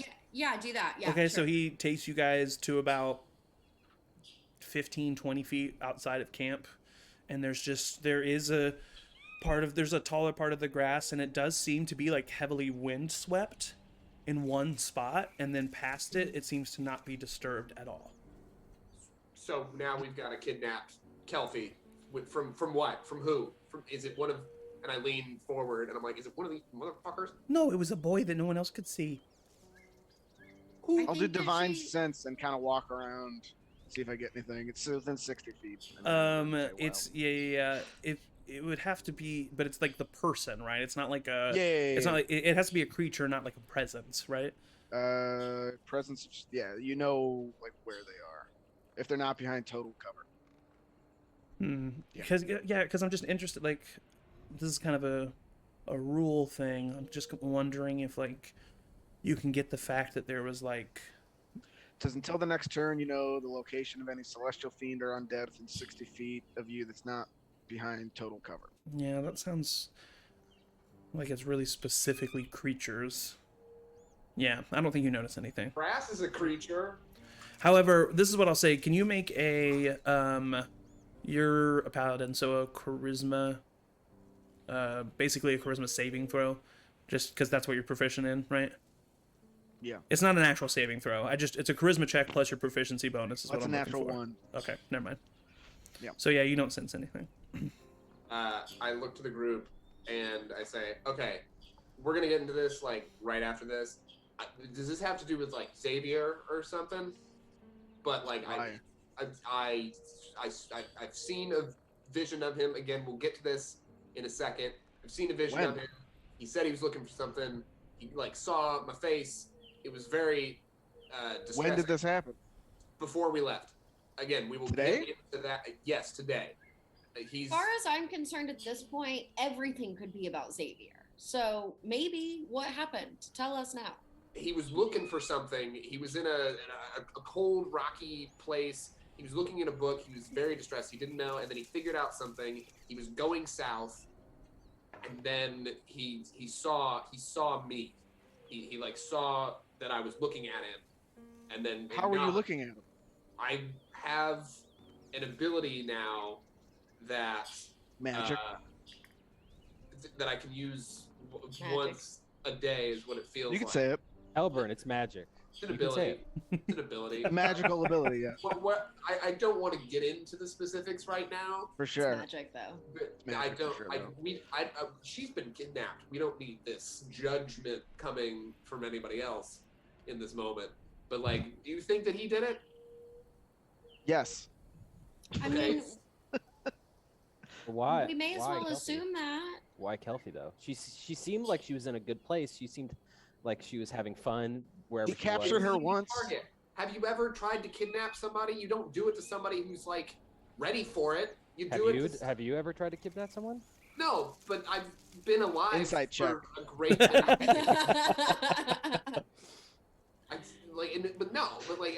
You don't pick somebody who's ready for it. You pick somebody who's not expecting it. And you know a lot. Yeah, you know a lot about kidnapping kidnapping. For I've been alive for over 1,000 years. And how many of those have you spent kidnapping people? You lived for a millennia, and not one of them involved kidnapping. I don't know who I'm talking as. Just the wind. We gotta find. Zach, did you say there wasn't anything that was around the windswept spot that looked like it could? Yeah, like it was a windswept spot, and then like it was like kind of disturbed grass leading up to a very windswept spot, and then nothing beyond that. Can I have Gustav sniff around? Or go ahead. Yeah, for sure. Ray, go ahead. I was just gonna say, can I step into the windswept spot? Yeah. Just to like investigate. Yeah. You step in it and go ahead and roll an investigation check.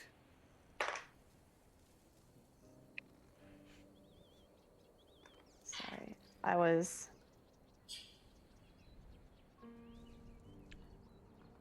Sorry, my. You're good. You're fine. I've been looking at my 8th level. You're fine. What feat do I want? I believe investigation is so that is a 22. 22. Okay, so while everyone else is kind of talking and bickering, you do what you're good at, and you bend down and you definitely notice that there are 2 sets of tracks. Or no. There's 1 set of tracks that looks. I mean, you've spent enough time with this group. It's Kelpie's tracks. You notice Kelpie running in this direction, and you kind of like follow it, and then you follow her footsteps into this one like very windswept spot. And with the 22, you like get down and you kind of analyze like the breakage of the blades of the grass, and you see that it is very like spirally, as if someone put like a sphere of swirling wind on this spot of grass, if that makes sense. So it's like pushed down and also like twisted, as if someone just like took the grass and just did like this to it. And you also notice that there is absolutely no tracks or disturbance of the grass past this point, which definitely leads you to believe some sort of teleportation occurred. Okay. Hey, everybody. But also specifically, like I said, you do only notice that it is 1 set of tracks. Yeah. It is just Kelpie. Hey everybody. I don't mean to interrupt. But it looks like if this was around the spot Kelpie went, she may have like I don't know. Like she's gone. What, exploded? Would I know at all, Zach? What'd you do? Would I know that that's indicative of like planular travel? Yeah, I mean, you're pretty well traveled and you've run into some definitely capable individuals. So I would say either, one of 2 options. Either, like you said, she somehow took off in flight. Yeah. Aboard something that you've never witnessed would create a pattern like that, because you know what like wings beating down on grass looks like. So like she either they don't really swirl it. Yeah, they don't look like that. So like she either took off in the air on something that you've never seen before, or the only other option is that she teleported somewhere, because like in our world, like modern day world, if we were to notice that, we wouldn't just assume teleporting, but because teleporting is such an obvious thing in this world, you would assume it's either movement straight up or a teleportation of some sort. Could be a teleportation to just like a few hundred feet away, or it could be planar travel. You don't really know where the teleportation ended, but you, Yeah. yeah. So either Kelfie is not here anymore, or she can fly now. So you can't fly silently. I mean, you can. When you're 15 feet away. Yeah. She Weirder didn't take things off. have I would happened. have seen her fly away. She didn't fly away. I think she did mention So- she was in like a special place. So who did she say who did she say she was with, or did she say she was with that? Who said she was with somebody? Her friend. Her friend. You talked to the friend? No. Hey, I'm just the messenger, man. Well, not always. Oh, that's a good burn. I just now got that. She told me that she was hanging out with some little boy, and I thought maybe she had an imaginary friend. But Elliot could see him too. So whatever friend she's with is this And little so she boy. made the choice to just sneak off with an imaginary boy. Well, she's a kid, okay? We've Right. gone So over this is the second time we've had this issue. Why? Is anybody To else? be fair, on Elburn, this? you've brought a lot of issues to the table yourself. We all have. Do I go off with imaginary friends? No, but you do run into a lightning storm. You also go off with friends who. Yeah, where were you? Okay, forget about Kelfie. We're talking to Elburn now. No. Let's unpack this. As you are all talking and arguing, Kelfie, it has been probably about 5 to 6 hours since you've been in the Feywild. You and Sam have spent so much time riding a unicorn. He took you to a mountain somewhat nearby that had a nest of all of these firebirds that you saw that you now know to be phoenixes. And he took you to a nearby creek where there were dolphins swimming in the creek. And you guys swam with some fey dolphins for a while. And you guys are just kind of chilling on the beach of the creek, throwing pebbles and kind of like skipping pebbles across the water. And he kind of looks over at you. Your friends are fighting. Really? Well, how do you know that? But also, it's not that surprising. Well, I'm able to hear them. They're where we were when we disappeared, and they're mad. I knew they would be, and now you're not going to be my friend anymore, and I'm just sad that this is going to have to end. Well, why do they get to choose if it ends, though? Well, because I'm going to have to take you back because you don't want to be gone from your friends, which I understand, and then they're going to ask you where you were, and then you're going to tell them, and then they're going to be mad at you, and that's going to make you mad at me, and then we're not going to be friends anymore, and I'm not going to have anyone to hang out with. Sam's spiraling. Also, Eric, I don't know if you purposely have your camera off, but I can't see you. Okay, cool. Was it on Just purpose? hit my table. Okay. Nope, just hit my table. Okay. Hold down. Hold down. Well, I mean, I still don't feel like that they've told me what to do so many times. Yeah, And I know. clearly not. Their ideas aren't always as good as mine either. Like, Yeah, yes, I know, like, can you make let out a dragon mistakes. once, and all of a sudden you're horrible. Right. Like, he was super convincing. And Yeah, it just goes more Elburn to killed a say. lot of people. Yeah. And they've And all he lied, and they've lied a long all time about lied. it. They've all lied to each other. You're the only one that's told the truth the whole time. It's just... Yeah. I mean, I don't know if Avra's lied to me. I would, Oh, she has. Trust me. About what, though? She talks about you behind your back all the time. This all My started... insight check that? Yeah, go ahead.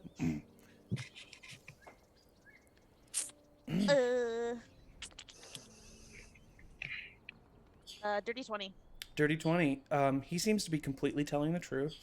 And as a matter of fact, he kind of minor illusions a couple of, he like holds out his hand, and you see a couple of the times in the past where Avra, especially during the drag, you see a shot of all of them speaking in the bubble during the dragon situation while you're asleep in the corner. You even see this evening Rev pulling her aside and both of them talking about you. And he is very good at cutting it to really show the parts of them being super concerned and talking about how you're a kid.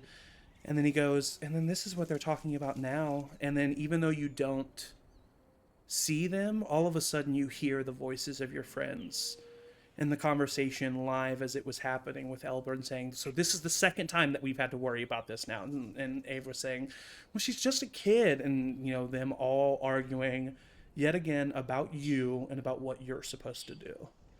And then he kind of looks at you. I'm just telling you the truth, Kelfie. This all is stuff that really happened. These are stuff that they said about you. And I think that you deserve to know because you're completely honest with them.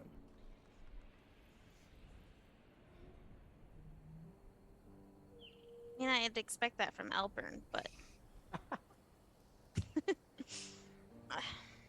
Avra, I know that she's nice, and, you know, she's been really good, and I definitely don't want to talk bad about her because I think she's a good person. But, unfortunately, she grew up, and she's an adult, and she's been kind of beaten down by this world, and so she lets the other adults tell her what to do.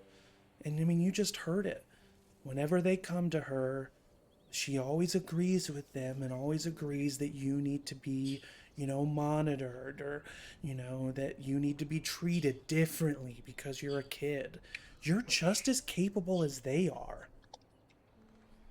Yeah. You're right. They always told her to be like my babysitter and stuff. I don't need a babysitter. Yeah. I survived on my own for a long time. Like, I know that, you know, I know that she's your friend now, but, like, you know, it all kind of just started because she was the one kind of assigned to watch after you. Yeah. Well, maybe... Well, you can hide yourself from them, right? I mean, Yeah. Ava said she hadn't seen you, and I don't think... I mean... Well, unfortunately, I didn't know that one of your friends had a sprite with him. What's a sprite? That's what Elliot is. Oh. Yeah. Now that he's like the different Elliot. Now that yeah, he's kind of like suspenders. me, but he's a little bit different because he's not from here. It's weird. He's not from the Feywild? No, I've never run into somebody like him, but he's definitely a sprite. But it's like he was weird. Something else. I don't know. But anyway, but because he was there, he saw me, and so they do know that I exist now, and they're gonna tell you not to be friends with me, and I understand that. I was just trying to show you a good time, and I just wanted you to know what they were truly thinking, and yeah, because you're gonna go back there and they're just gonna lie to you more because that's all they ever do. Well, I don't like the thought of lying to them, but maybe they don't need to know the whole truth about. Well, not telling everything. Especially. Not telling everything is not lying. I mean, I wouldn't be lying if I didn't just say certain things. Exactly. I just didn't say them. You just didn't say them, so that's not lying about it. Yeah, because I don't want to lie like they do. No, because we're better than adults and we don't lie. But sometimes adults don't know how to handle certain information. So we have to just give them only certain parts of information. Maybe you can just tell them that I'm like Elliot.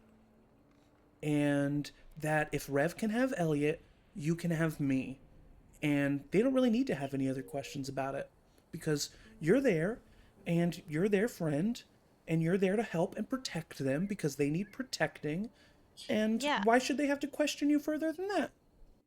Yeah. They don't question Rev about Elliot. Mm-mm. Yeah. Is there like a different like form you can take?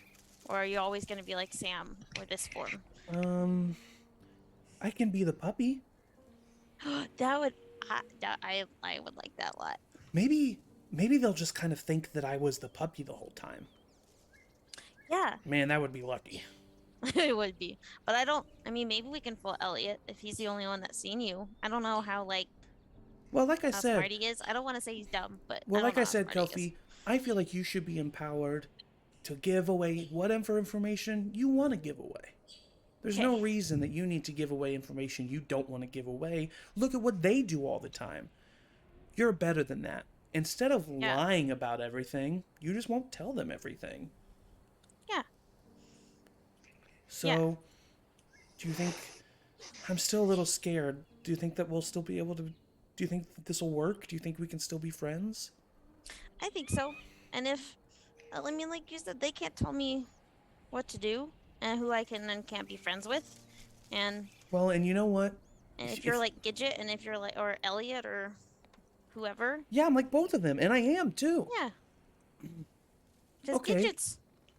Gidget's like that too. Yeah, He's Gidget. kind of a glowy rat. So For if you're just like sure. a talking puppy, what's the difference? If they're allowed to have their little friends that help them do what they need to do, why can't you have anybody to help you do what you want to do? Yeah. Yeah, makes total sense. Okay, well, I'm nervous, but I trust you, Kelfie. And if you want to go back, I'm ready. Yeah. I think we should go back. Like I said, I mean, like you said, they need me still. Like they're not gonna be able to fight a dragon without me. I don't no, think. they would all die horribly. Yeah, or just argue the whole time, and that dragon would just come and kill them. Oh yeah, So- that's so. Kelfie, you're so I just funny. wouldn't even be able to make a plan. They would just be talking and talking, and then the dragon would come eat them up. Oh my goodness. Okay. But I mean, I alright. hope that doesn't happen because I mean, Well, it there- won't. yeah. It won't happen because you're gonna be there, and I'm gonna help you. right. Okay. Okay. How much? So, How much time will have passed? Because you said time works differently, right? So how much? oh yeah, just a few minutes. Okay. Okay. All right, you Okay. ready? I'm ready. Let's Okay. do it. Hold my hand, Okay. I'll squeeze his hand really tight. and you guys both start running, and the same thing happens. And after the wind dissipates this time, you're just kind of standing in the middle of the grass field, holding a little brown lab puppy, and you're about 30 feet away from the rest of the group, looking at all of them argue. They haven't noticed you yet. I'll just wait till someone notices me and listen to them continue to argue to confirm that. It So how do we goes. figure it out? It goes for a minute or so before Ray. You definitely, usually, just kind of instinctively, especially in forested areas, just like being on the lookout, you do spy Kelfie over to the side. And I'll just shout, "There she is!" and then like run towards her like very officially, like this has been a job. Like I just go into like Yeah. scouting mode, and I'm just like, yeah, Yeah, it's almost not even like finding the member of my party that was missing. It's like mission oriented. Yeah. Oh, But, who's that yeah. little cute puppy? I'm gonna just run over and first give her a big hug. Yeah, I would do the same thing. Oh, I'm in the hug for sure. Yeah. I'll like keep one hand on Sam and just like try to hug I'm them also both, like, in strangling the pats. puppy while I'm. Just rips him. And then when we pull away from the hug, I would like grab her shoulders and like shake her just a little, not hard, and just be like, "Where were you? You scared us really badly." Oh, I didn't mean to scare you guys. I just Well, you just You hear disappeared. you hear a voice in the back of your head, Kelfie. I was only gone for a few minutes. yeah, I was only gone for a few minutes. I told Farrell where I went. You didn't really tell Pharaoh where you went. I told you I was gonna be right back. I came back and you were gone. I went to play with my new friend. See? And I hold up the puppy. I Divine sense. As soon as I see that puppy. Yeah, you divine sense, and you sense that the puppy is a fey creature. Kelfie, I am so sorry. You asked me a question after my sending spell, and I could not respond because I am out of spell slots. And the Oh. fact that I left you hanging has been eating at me. That's okay. What It were it you? really what, has. what were you doing? Were you still singing and stuff? Yeah. And then we were just kind of worried about where you were, so just wondering. Yeah, Where I mean, I you, didn't. Kelpie, where did you get this puppy? It's I very found- cute. Where did you get it? I found him. He just kind of showed up on the trip. Inside check. But Inside where check on were that you? shit. Even if you rolled successfully, she did just find him on the trip, so she's telling the truth. I Right. immediately am petting the shit out of this dog. Oh, I yeah, he immediately am loves like, it, too. Oh my god. And he and is I like, put our noses together, and I'm like, oh my god. I mean, he's Pixar. He's a Pixar puppy. Like, he's Pixar cute. He's so cute. I'll send Gustav over to him to, check him out. Not in like a friendly way, just like, what the fuck are you doing here? Yeah, Gustav comes over and kind of sniffs at him, and the puppy just like yelps at Gustav, and Gustav like goes back. Gustav for is just a also Fey, second. if that makes any difference. Yeah, I mean, Gustav like sniffs him, and like he gets like a familiar scent off of him, and you already knew that he was Fey, but like Gustav confirms. He's like, yeah, he's from my hometown, kind of thing. I want we went to Gustav the like, same high school. I want Gustav to like try and remember his scent if he could, just like really focusing on that scent. He takes a while to really get it into his system. Give And Gustav he- some pets as he's sniffing, Yeah. just because I think Yeah. cute dog sniffing dogs. Ray sniffing dogs, sniffing other dogs. We're just Good cool puppy that breath. all of a sudden that she just has a puppy. She's gone. No, hey, What hap- Elburn, we're dealing with this right now. Don't be mad at What us. happened to the little boy? You told me about a little boy. You said you found a little boy. I was joking. I was just kidding. So Oh, no, the dog didn't say that. No, the dog did not say that. No.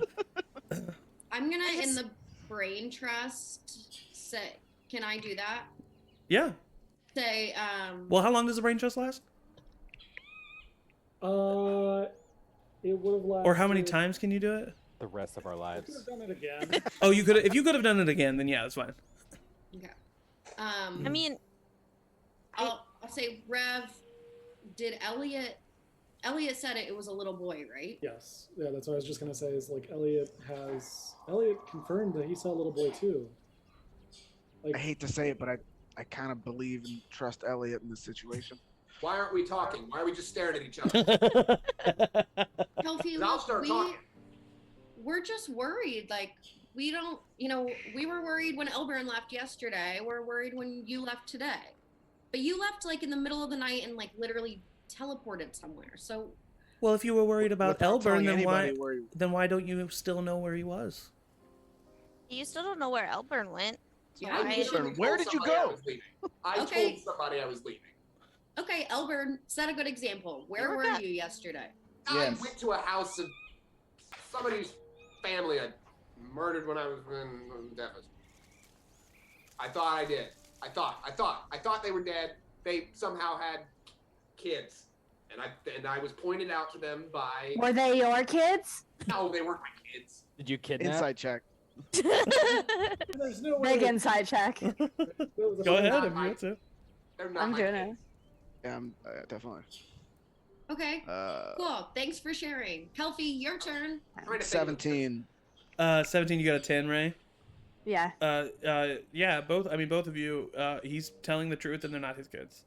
They're not. Cool. I meant more about is that where he went? Yeah, he's telling the truth. Mhm. You don't.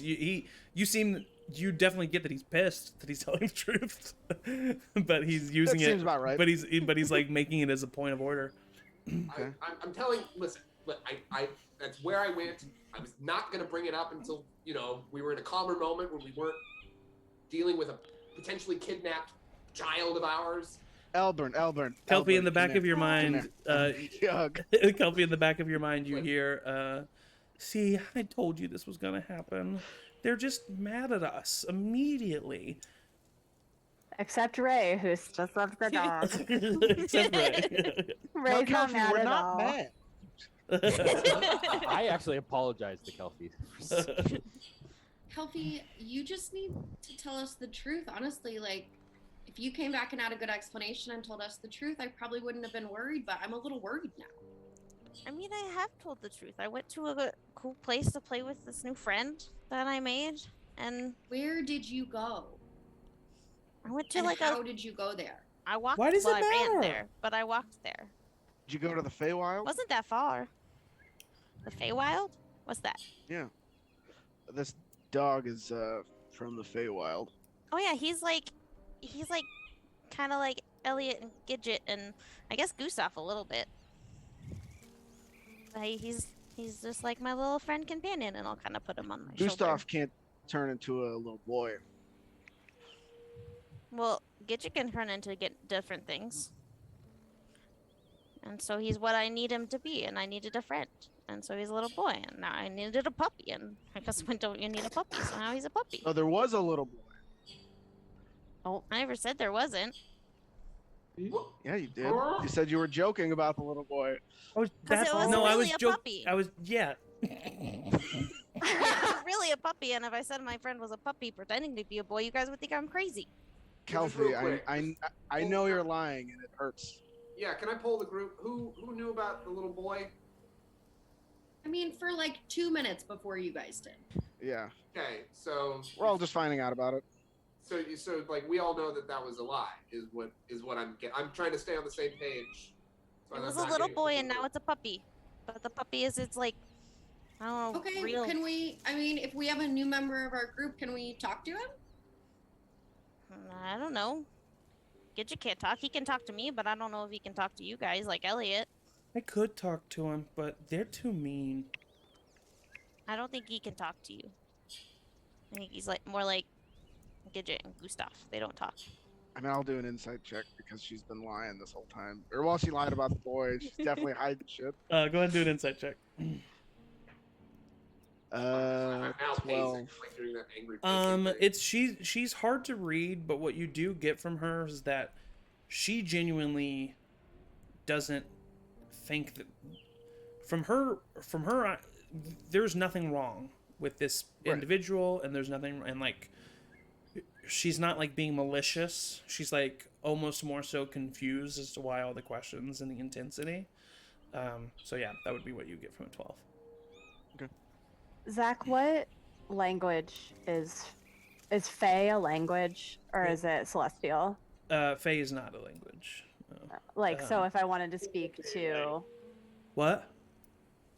Sylvan would be the language of like the Feywild. Yeah. oh, okay, never mind. Yeah. You do you do know that Elliot is a celestial, so if you wanted to, if you know celestial, you could speak with Elliot. Because Elliot is some kind of vague mix between a celestial and a fae. Cool. I was also gonna ask Elliot if he can like tell anything more about this little puppy thing. Well, what do you mean? Like, what are you trying to get me to gleam? I mean, like, so you know, like insight checks to just kind of like get a read on. Right? Yeah. Vibe, like if like now that you can sort of see this thing. Yeah. Well, I don't know. This is all very new to me. You know, keep in mind that I was a demon for the longest time. But, I do know that, he's for sure a shapeshifter. But he's different.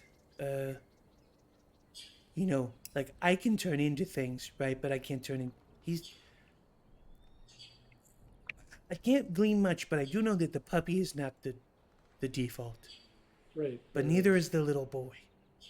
Mm. Oh, Mm.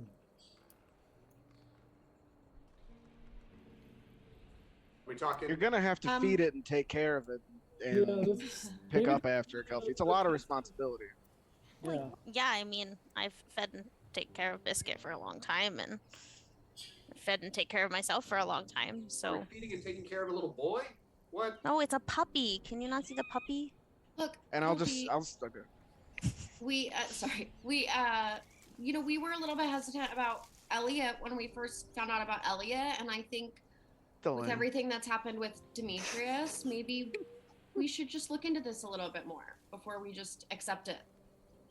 I think these relationships can be very complicated, and that's, you know, Kelpie. I want to just reiterate what I've previously said, that like I always want you to be you. And I know that If each they of want, us has grown a lot,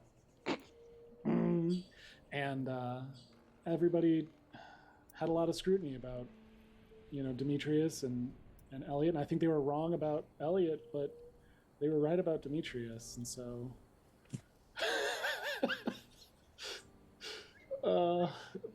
but I think, I think we just need to like be smart and be careful whenever we make new friends. Particularly if these new friends can whisk us off to unknown places on a whim. oh, adults are so boring. If they really want you to be yourself, then why don't they trust you to make the decisions for you? I'm not talking to any of them, am I? I get why you guys are wary and concerned, but I also hope that you can trust me and say that he's my friend and he's been nothing but honest with me and he's what I need right now. I look at you and say, you know what, Kelpie, you're right. I think I'm going to owe you some honesty. I don't trust this puppy that you have in your hand. I have no reason to trust this at all, as it just took you from us for, what, no discernible reason other than just wanting you to play. And after everything that I have yet to fully learn, because I guess Demetrius is gone, I guess he turned out to be an asshole, big shock. That's a problem. That's a problem for me, and I'm going to withdraw myself from this conversation because I have expressed my views before. I'm very distressed, and this is a technique I'm going to use, calling. I love this When did move it with the go? hands. I'm like, while I'm the whole saying this, I'm like time. slowly backing up, and just like Couple snakes. not looking at anybody, just being like, and then finally, Alvin went to therapy. He didn't go to a house. I step 5 feet away, and I'm just like, I don't trust it. Seems dangerous. I've said it out loud, and I walk away. I'll say in the brain trust. It's like I think it might be best if we go along with it, so Kelpie doesn't continue to hide it from us, because I think that would be worse. But definitely, this is not something that's just over and done with. If we're gonna if she's gonna have a patron, it's better that she have a patron inside the house. Don't drive and patron. Don't patron and Oh drive. God. Yes, to sort of agree out loud, I would say, look, Kelpie, you don't have to talk to us about this. You don't have to. But we're here to talk if you want to. I know if I had something big like that happen to me, I would want to talk to you about it. So, I don't know. If you want to talk to me about it, you can. And just be careful. And if you ever want to teach it some tricks, I can show you some cool things that I've taught Gustav. Yeah. I mean, I think he and Gustav are going to be friends. Hey, Best and friends. So maybe at some point we can all join you and your friend in the new fun place. yeah, that'd be fun. Yeah, that'd be fun. Yeah, I don't know if that's possible, but it's a pretty cool place. So maybe. Well, and just one more thing, Kelpie, just if you're gonna leave again, that's totally fine. Will you just let us know so we don't worry? Yeah, I mean, I knew I was only going to be gone a little bit, so I didn't think you would worry for me being gone like a couple minutes. But clearly you did, so I will. Well, we have a lot of really big enemies. And also apparently Elburn saw Xavier, and so, When did you just see got scared. him? When did You that gotta happen? unpack that. Yeah. When did? And y'all think I have secrets. How about as a note, we all, and I'll look at Ray when I say this, as a note, whenever we leave the group to go do something, we just check in and let everybody know.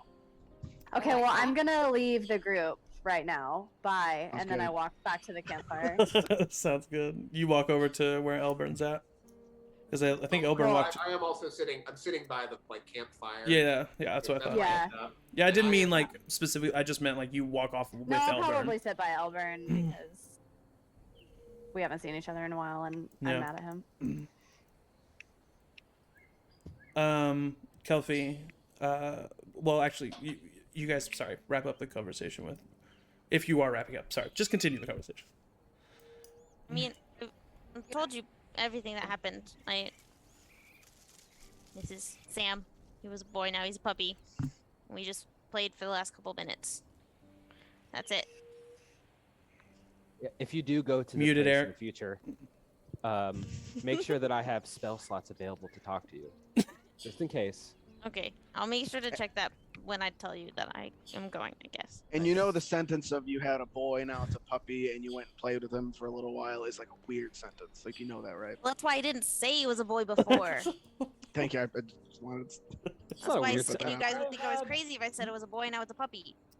I had a little gremlin guy, and now he's a little man. We've seen much weirder things.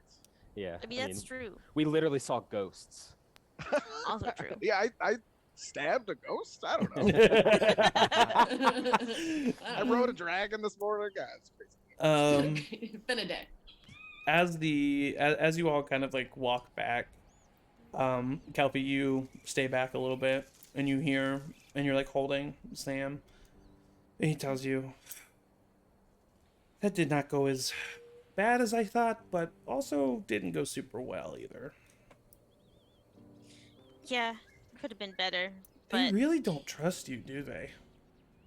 Like, they were saying all I that don't stuff think- about, like, feel free to come talk to me. If there's something you want to talk about, we should talk about it. We should be honest. And yet, they're always talking behind your back and are always keeping stuff from one another. Like, they don't even practice what they preach. yeah. Also, they apparently saw Xavier. I don't know when that happened. And guess what? Are they yelling at Elburn for not telling them about that? No, they're not. So it's yet again the kid who made the choice, and just because you're young, that automatically means you make bad decisions, and now you have to go against what feels right, just like every other time. You know, Yeah. if you wanted to, Kelfie, we could spend more time in the Feywild, and then just kind of like, it's gonna take us a couple days, right, to get to where the gray tips are. Mm-hmm. So, if you wanted to, we could just kind of go to the Feywild and spend a bunch of time there and ride some more unicorns and swim with the dolphins. And there's a city there that I gotta show you. It's beautiful. Does it have people there too? Oh yeah, Or there's all kinds of people there, and a lot of people like the green leaves, and there's music. The green leaves are there? People like the green leaves. Oh, people like them. Okay. And we could even, if you wanted to, in the amount of time that it's going to take your friends to go to the Great Tips, there's so much fun stuff I could show you in the Feywild. That's true. So we were gone a long time, but only a short amount of time here. Exactly. So we could, you could have a little like vacation with me, and like we could have a lot of fun, and then we could just meet them, and then you could be here to protect them from the dragon. That's true. But maybe not, because they're definitely not going to let you do that. Yeah, especially after seeing you. I don't know why they're so afraid of a puppy.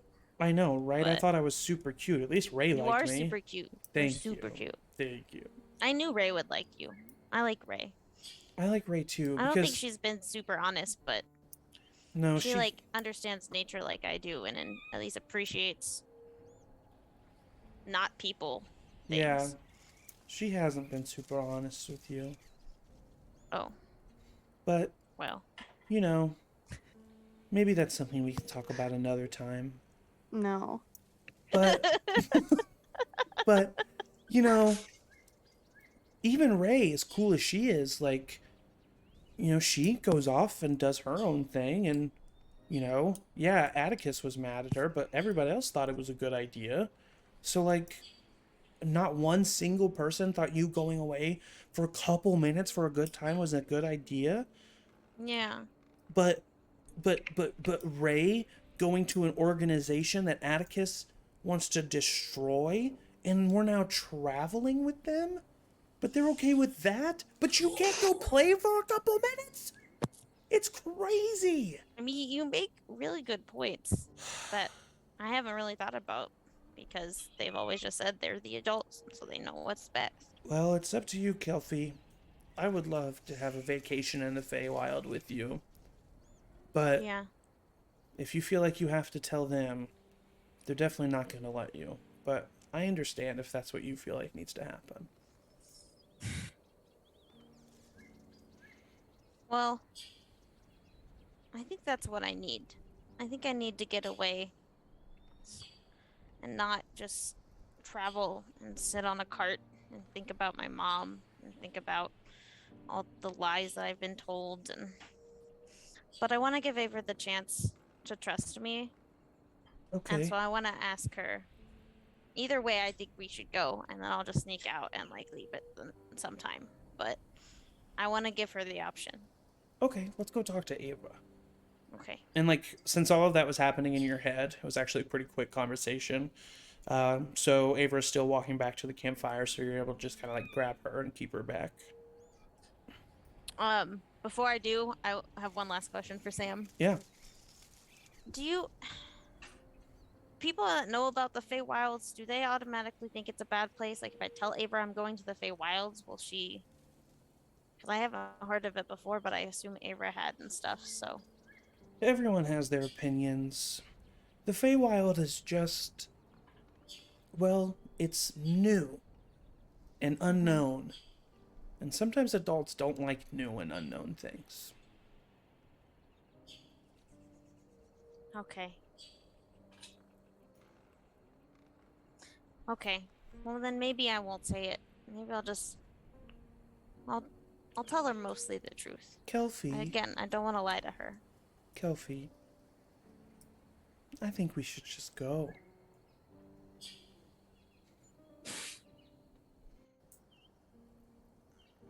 Maybe. I'll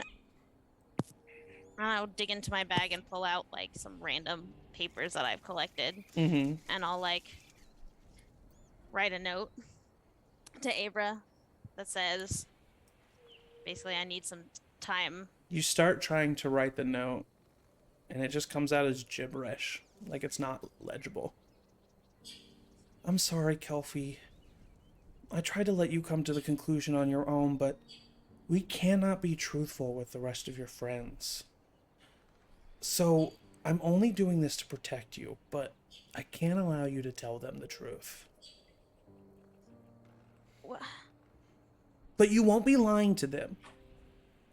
I've just made it so that you can't tell them the truth. Okay. So it's Then not your fault.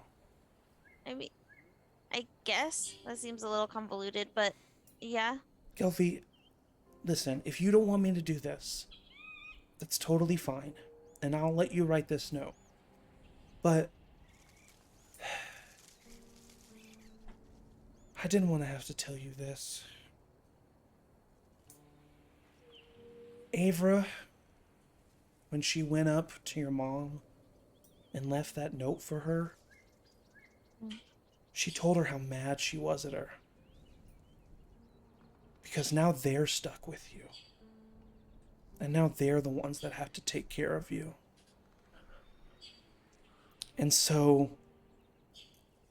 I think that maybe Avra isn't as good of a friend as you thought. And you know me, and I have not lied to you once. And I didn't want to tell you this because I knew it would hurt your feelings. And I'm so sorry to tell you. I didn't want to, Kelfie, because I didn't want to hurt your feelings. I didn't want to let you know what the adults really think about you. I just think that they're stuck with some kid. Who's never going to be able to do anything, even though they could. You could really do so much, Kelfie. And at this city, I know someone who can teach you.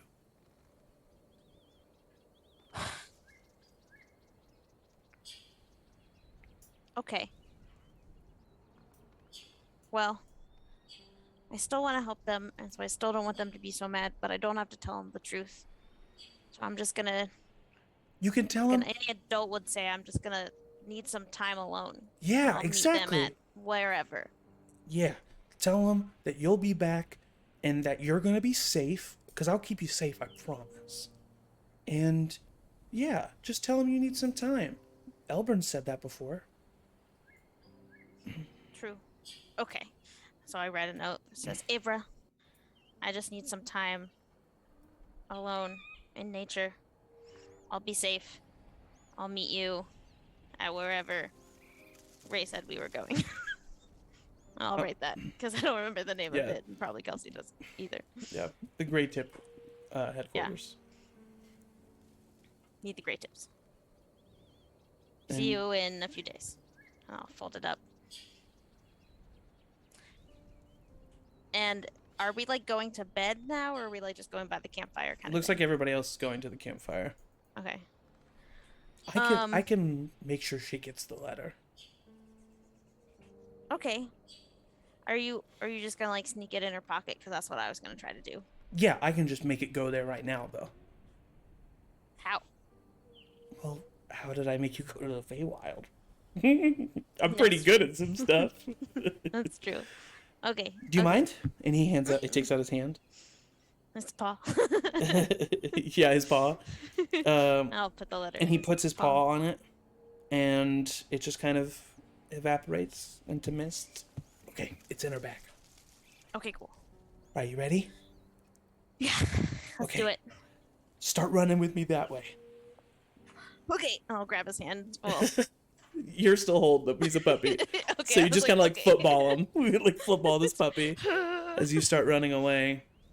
The wind's sweeping you up off your feet yet again. And that is where we will end tonight's session. And we will pick back up next week. Unfortunately, Jessica will not be joining us next week. So we will see. How the rest of the party deals with the aftermath of Kelfie's decision. And then Kelfie and me will most likely be meeting, or Jessica and me will most likely be meeting privately to discuss the goings on in the Feywild. So thank you all so much for tuning in and watching our return. Tune in next week for the next installment. And yeah, thanks for watching. Have a good rest of your night. Have a good week. And as always, everybody say bye. Bye.